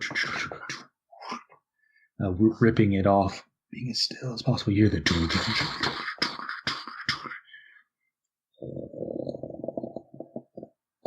You can hear the footsteps and the hissing of this creature as it searches for you. You see it You hear the sniffing of the tongue sticking out as you hear the breath. As you're looking down towards the rock, trying to look most like one, you see kind of darkness overtake you as you're in a shadow. As you hear. For a few seconds, it's like this. You can hear the heads hissing and sniffing, looking around just over. You can hear, you can smell the sinuous, dried blood and meat. You can hear the drips of saliva coming from its mouth as it is right on top of you. But being still, making yourself look like a rock, you are currently camouflaging and it doesn't realize exactly where you are, but it knows it's close. Bring us back up to Vesper. I'm going to stick with Ball, and I'm just going to hold a sacred flame if I see this thing come back. Okay, so you're preparing. And that brings us up to you, Wink. You're currently being very still, trying to look like a rock, and you know it is right on top of you.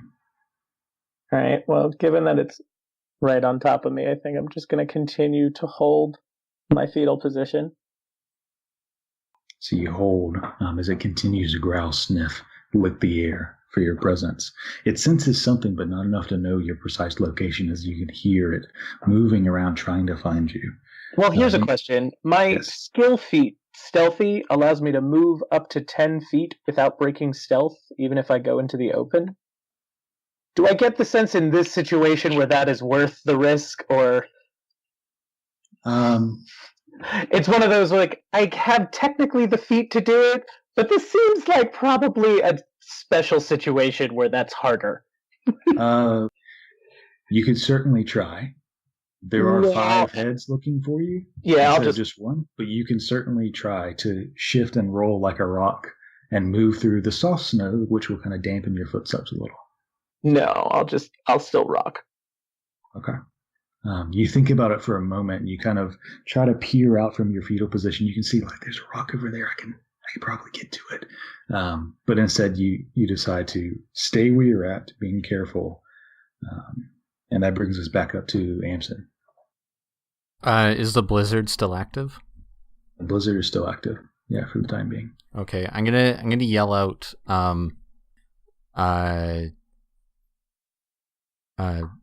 Everyone stop moving south, because the Hydra was moving, or the creature. I mean, it's a many-headed snake. Move north. Mm-hmm. Yeah. Okay. So I'll yell out to everybody to start heading south in the opposite direction of the creature. Okay. Yeah. It actually is chasing after Wink to the west, but you came from the south, so you could certainly go south if you want. Okay. Well, in that case, I'll tell everybody to go east. East. Okay. And that's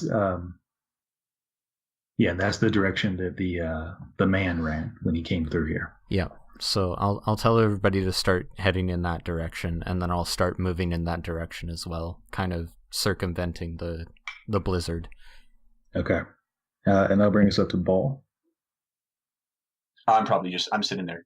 I'm just kind of feeling defeated. Okay. Are you going to stay where you are, or are you going to move with the group? Right now, I'm just sitting there. Okay.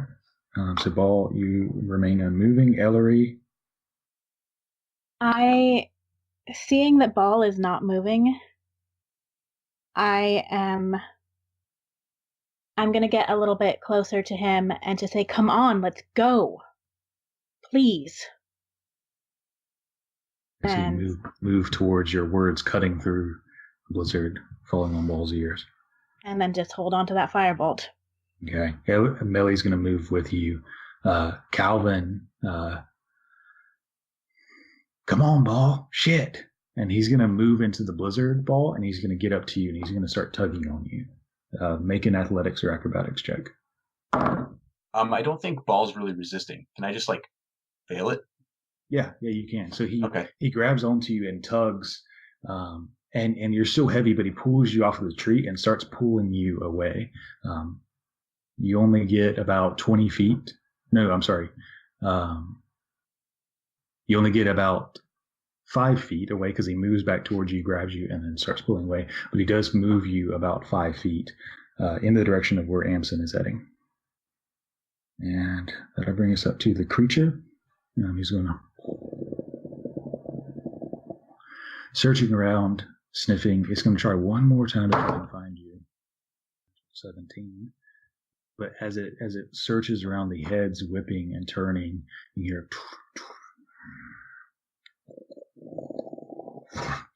shoving off the snow, and it begins to turn back, sort of coming back from where it came from. As Wink, the shadow leaves, as it's no longer right on top of you. So that's going to bring us back to the other group. You all, we're going to kind of shift the initiative here. So the rest of the group here with Ball and everyone else besides Wink, you can hear the creature was still for a moment and is beginning to move back in your direction. What do you guys do? I'm pushing Ball, so Kalvyn can pull him, and I'm shoving him. Okay. Is everyone else moving with them as best as they can? Yeah. I'm going to give Ball my last potion of healing. Ball probably doesn't look very wounded anymore. Okay, what Just about looks Kalvyn exhausted. then? Calvin's a little wounded, but Okay, I'll give it to Kalvyn then. He can have it. okay. Do you feed it to him? He's basically pulling Ball at this point. Yeah, sure. I'd say- I'll unplug it and pop it into his mouth as he's pushing Ball. Okay. He takes it, bites it in his teeth, and kind of throws it back as you do that. Roll the health for me as you're doing that. But are the rest of you more or less moving, or is anyone staying? Yeah, I'm moving. I'm going to kind of put my finger up to my mouth to indicate that we should be quiet, and then point in a direction that's not exactly on the same trajectory as we originally came from. So I guess a little bit further north. So you're heading north, and Amson is kind of leading you east as the creature was heading west. But y'all can kind of adjust your route after that as you're So I'm beginning to thinking, move. angling a little bit more towards the northwest, I guess, or northeast, I guess.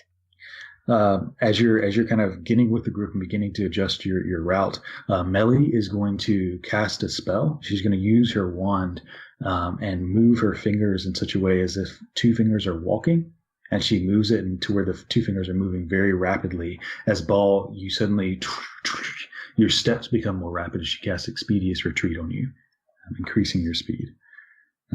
So the rest of you are going to stay with Ball being able to move a little bit faster than he was, moving east and then heading north in a slightly different trajectory. Wink, that brings us up to you. The creature is moving away from you. It's still probably within 30 feet, but it's moving away from you back towards where the main fighting was happening. Okay. Well, then using that stealthy feat, even if I have to just do like 10-foot jumps at a time, I'll kind of try and start circling my way back, keeping distance so that I can just watch and see if it appears to be catching up to them or not. Okay. I just want to stay hidden and watch as best I can. Yeah, so you move those 10 feet, staying hidden but looking up from beyond another rock and near a tree. And seeing it moving back towards them as it's slowly gaining up its speed. It's not full speed yet, but it is moving at them at a relatively quick pace. And it is going to begin to speed up as the rest of you can hear it getting closer. Check on Expeditious Retreat and see exactly how fast it gets you. It just allows you to dash as a bonus action. So, yeah. Yeah, so you're 12 feet normally, dashing to 24 with an extra dash to 36. So, Ball, you're still pretty slow, but you're definitely faster than you were as y'all are moving. As Ellery suggested, are you trying to be stealthy, or are you just trying to get some distance? You can hear the creature moving back in the direction of where you were. You don't see it yet.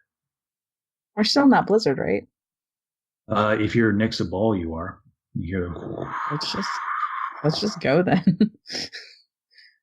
Build some distance, right, guys? Yeah, let's just get out of eyesight from the battle area, basically. Yeah. You can't see the creature, but you can still see the battle. But taking this turn to move as quickly as you can. Ball is still kind of slow, but you can get some distance between some of the trees heading east, putting some distance between you and the battle site. You can hear as it... Yeah, I'll tell everybody to just...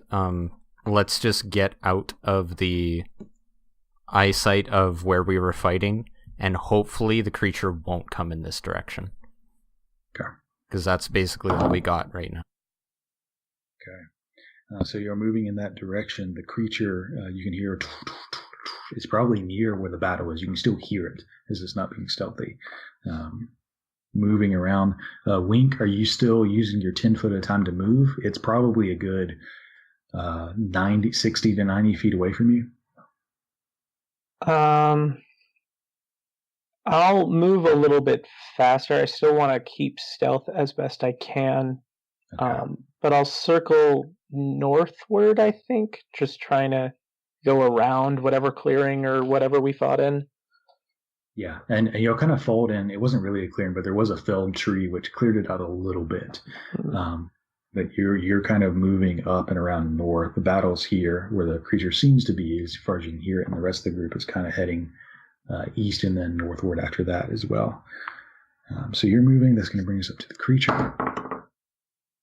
Y'all can hear sniffing and movement going around, but you can hear the stomping has slowed down, and a moment later, you don't hear the footsteps anymore.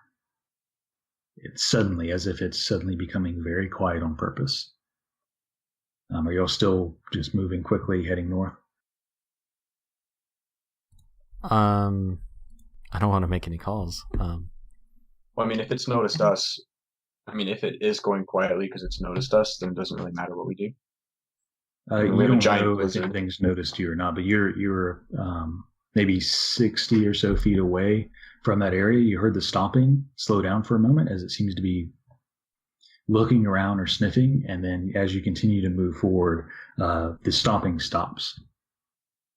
As you can no longer track its location based off the sound. I don't know what good being stealthy will be when there's a giant blizzard around us. Yeah, I think we should keep going. So That's a good I would point. say just You're going to keep keep running going. as fast as you can. Okay, so you keep running both of your paths, moving north, and over the next a minute, 2 minutes pass by, and you start to see a clearing through the trees. As you press through and come out on the tree line, you can see a field of ice. You can see it stretches maybe 200 feet across and 200 feet across north before another tree line starts, and to your west, to your left, and to the east, to your right, you can see this snowy field that stretches maybe 600 feet or so before it looks like mountainous terrain takes over once again on both sides. You're kind of entered into the mountains proper at this point. There's a clearing here. Do you just start to run across? Shit. What do you all think? Looking at this clearing, which way is northwest? Straight and then a little bit to the left. You're basically facing north. Okay. So northwest is just a little bit facing to the left a little bit. And in fact, facing northwest, before you on the other side of the clearing, on the other side of the tree line, is the massive ridge of this mountain range. And looking northwest, you see the mountain proper, Mount Noct, the highest peak of this mountain range. You can see its snow-capped top. Let's stay on the edge of the tree line and go towards the mountain.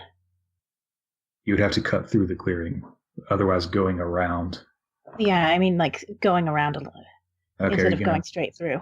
Are you going to head west to try to go around this clearing? It's about, I think I said 600 feet in length. That's what I'm suggesting. What does everybody else think? We can make it across pretty quickly.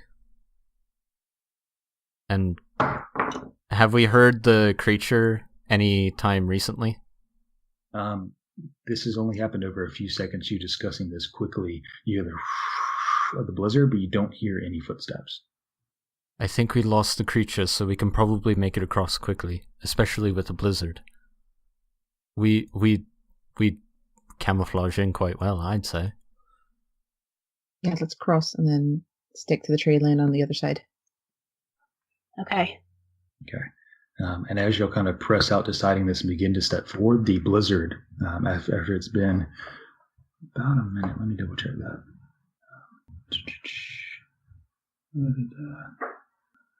Okay. So about a minute later, the blizzard around Ball slowly comes to a stop.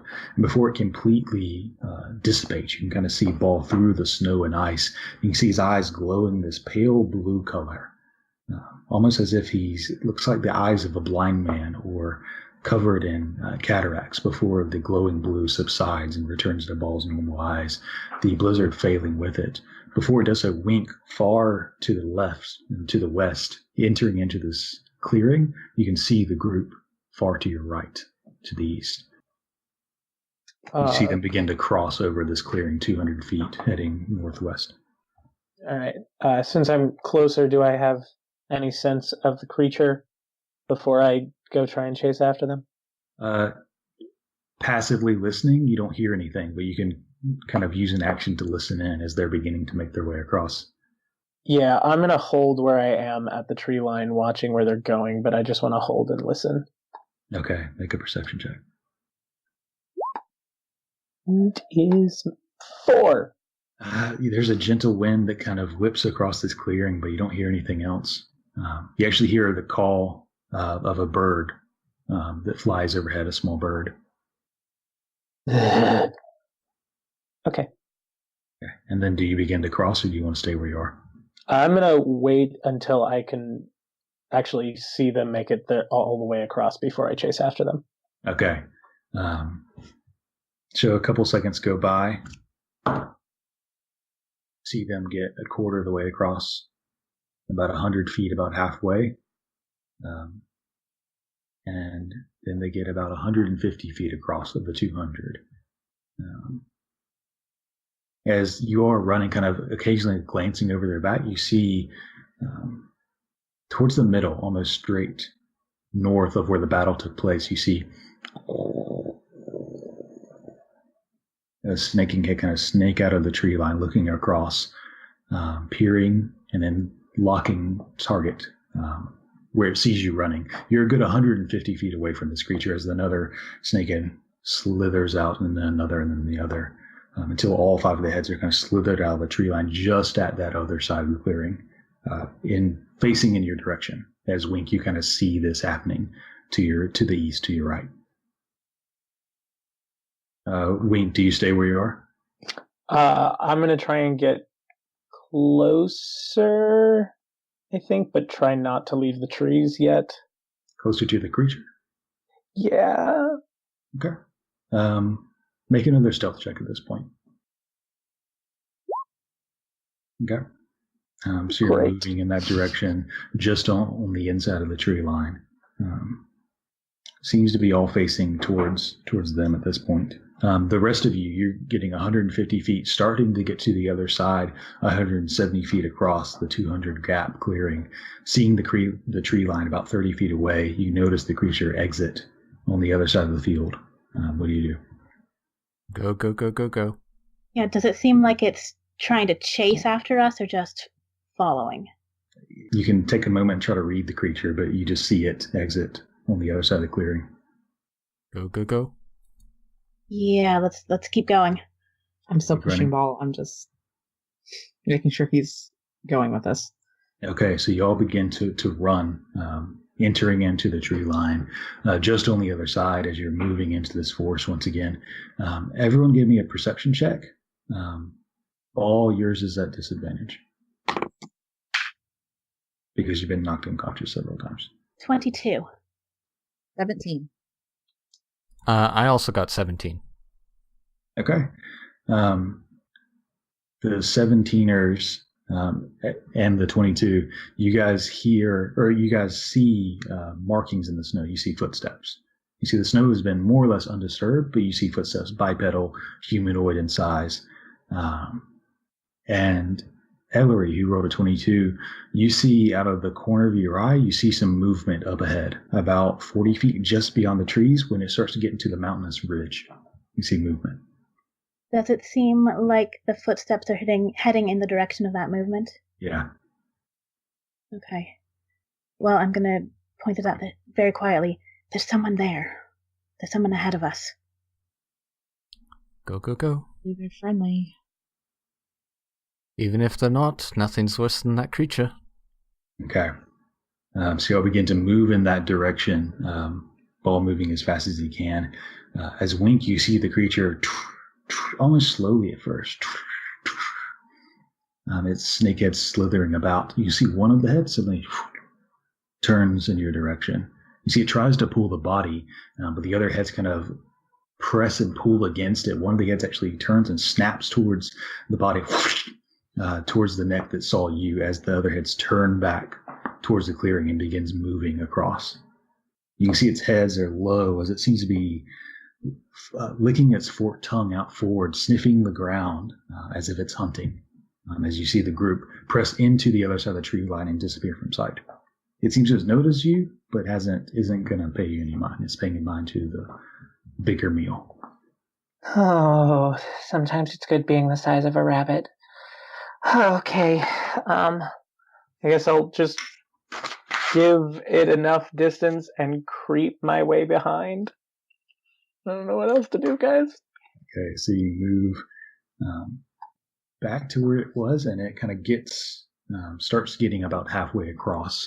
Do you start moving onto the clearing, or you wait for it to cross it? Once it's about halfway across, I'll come out and test to see if it's paying me any mind. If it turns and looks at me at all, I just run back into the trees. Okay. It doesn't seem to really pay you any mind. That one head turns towards you every now and then, but the rest of the heads are focused on something else. Just wave at it as it does. Its eyes kind of narrow in anger and tries to pull back, but the rest of the body moves forward. As the rest of you are moving into this tree line, following these footsteps as best you can towards the movement you saw. As you can kind of hear the moving behind you, somewhat quietly in the distance. You can see in the tree, through the forest, you can see the ridge rise up. You see more boulders, more rocky terrain as the incline begins to head up. You can see there's these sharp, almost routes, as if the wind has carved these somewhat tunnels, not quite tunnels, but ridges, pathways, similar to something that water would carve out for a canyon, but these are carved by wind, twisting around as you're beginning to head up towards the movement. I'm going to kind of motion for everybody to be quiet, suggesting that we all stealth at this point since we're back in the trees again. Anyone who's stealthing, roll stealth. At disadvantage, Ball, if you're doing it because of consciousness. 19 for me. 23 for Ampson. 13 for Vesper. Okay. So you kind of duck low, beginning to move forward. Ball? Are you stealthing? Sorry, that's an 8. Well, okay. Yeah, if I don't have do I have a choice here? Can I just... No, you don't have to. Yeah, unless Ball actively has to do something, he's just kind of like... Okay, he's just going to move in. Okay. Yeah, he's kind of, just kind of lost right now. Okay. Semi-disoriented, Ball just kind of trudges forward ahead as you're beginning to climb up this sort of ridge through this trench-like area of stone, gray. You can see the trees are becoming shorter, thinner, as the forest is cleared away, hitting the end of this tree line. You see movement, and poking out from behind a rock, you see the man, you see the thick mustache and beard, his fur-rimmed hat, this sort of bright, almost burgundy color, this sort of orangish-yellow tunic as he kind of turns out. Right, well, over here. And he hides back behind the rock and kind of waves you in that direction as you begin to move forth up the hill, turning to see a crevice to an entrance to what looks like a cave. Okay. As you, I assume, entering into it, this dark crevice, the wind is kind of whipping into it, swirling. As you move into this cave, you can see the man. He's kind of at the back. You can see in his hand he has a crossbow. He's kind of holding it, looking at you all. As you enter this cave, hopping back over to Wink, who is, are you following? The creature is continuing forward, at this point getting to the other side of the clearing. This field of ice. Yeah, if I'll continue to follow. If there's any point where I can get back into a tree line, even if that's further away from the other side, if I have to kind of like go at an angle, I don't want to be out in the open for too long if I can help it. Yeah, you can go at it at an angle. It takes a little longer to cross, but you'll enter the tree line away from where the creature is beginning to enter the tree line. That's my game plan is to get into the trees on the other side, hide, and then hopefully find a trail once it's gone. Okay. I'm just staying close enough where I could hear death if it's happening. Okay, roll a stealth check for me. Okay. Oh my god, no matter where I put the little Skype window, it's always in the way. Okay. 24. Getting close, moving from rock to rock, from tree to tree, entering into the other tree line. You can kind of shift, getting closer to it. You can hear the footsteps, though they're light, as it seems to be trying to stalk to the best of its ability. You can hear it sniffing the same sounds you heard when you were pretending to be a rock shortly before. And you said you're looking for a trail? Link? I'll hopefully figure out where they went once the creature has passed. But the creature is continuing to kind of search around, sniffing, and begins to head sort of northwest towards the ridgeline. It's kind of passing in this direction. All right, I'll just keep an eye out on the ground for signs of the... Make a survival check. Wait, I'm never going to find them. Ooh, maybe I will. 17. So searching around, you kind of move towards where you saw them enter the tree line. And at first you see very clear prints as they weren't being stealthy or trying to hide. They become lighter for a little while, but you still see these massive trudging gait of who you assume to be Ball moving northward towards the tree line. Or I'm sorry, towards the ridge. You can follow it up there to where you see these sort of trenches carved out by wind nearing the top edges of this ridge line. Yeah, I'll just follow as best I can. Okay. Following as best you can, these recent tracks made in the snow isn't too difficult.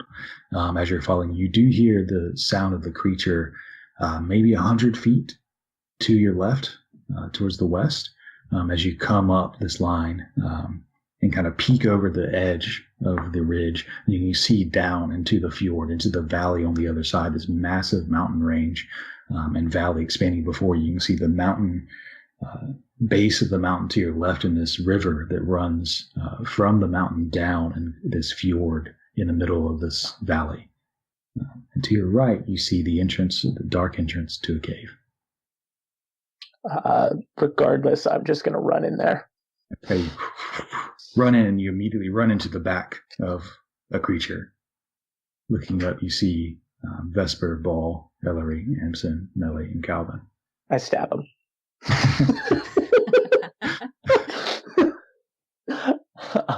No.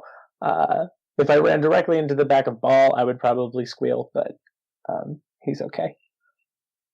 You all turn around to see Wink, your new compatriot, who's made it into the cave. You weren't the sound. No. I said, I'm pretty good at hiding. What the hell is that? I'm still in my underclothes. They just haven't been washed in a while. Oh. Anyway, it's cold, so I'll put those back on. It's still out there, looking around, but maybe we're okay for now? Who's that guy? Hello. My name is Christoph von Wallenberg, and that, my two friends, was the Hydra. He's kind of holding the crossbow and he's looking at Ball. What is that? As he kind of whispers to Ellery, looking at Ball. That is my What is friend. Make a persuasion check. Can I assist you in that? How are you going to assist her? I'm going to say, this is Ball. He is a childhood friend of ours.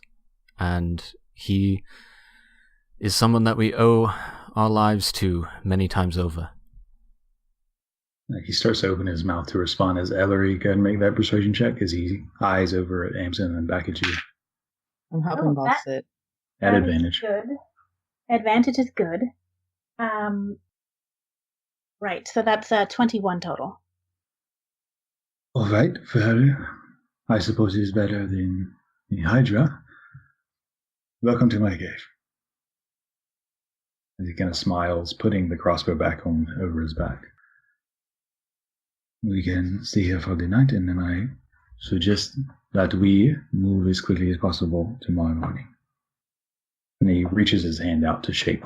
Ellery, you're the closest one to shake your hand. I will go ahead and shake his hand, Hello? maybe a little warily. He shakes it, very firm, grasp, friendly handshake. And it's strange, he doesn't go for your hand, he actually grabs your wrist and kind of shakes it. In a different Okay. mannerism. And I look at him and I say, so you run into that thing very often around here? No, but it is it comes with the job. Not everyone is as lucky as me. What job would that be? And he kind of shakes a rope, kind of throws it. It was over his back, and he kind of twists it around to the forward, and you can see several rabbit pelts that have been skinned and are kind of all tied to this rope. I'm a trapper. I am the best trapper in Wallenberg. As he flips it back over his shoulder, you see the rabbit pelts are very clean cut, and one of them appears to be a white fox pelt. As he flips it over proudly. I would like to do an insight check to see if he's lying about being the best trapper. Sure. As he does, he not only shakes Ellery's hand, but he shakes everyone. That same grabbing the wrist, he does hesitate on Ball and just kind of taps his wrist before moving on. 16 total.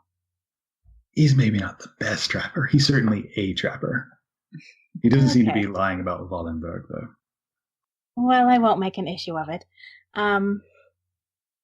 Well, and he shoulders the pack off and begins to pull out some rocks, setting up some stones around to create a fire. As Ellery, you say. I'm just looking around the cave to get a sense of whether or not this is a place he stays often or it's just a place that he happened to find tonight.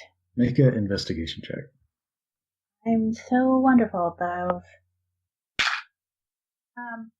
12. Looking around, you don't see any gear or equipment or any indication that anyone has ever stayed in here before. It is pretty sparse, pretty empty, but he's setting up a little fire area from his pack. But, well, I have a bit of stole to share. You look like you need some. And as he begins to spark the fire and he pulls out a bottle of ale to pass it around, that's where we're going to end tonight's session, and we'll pick up there next week. Yay!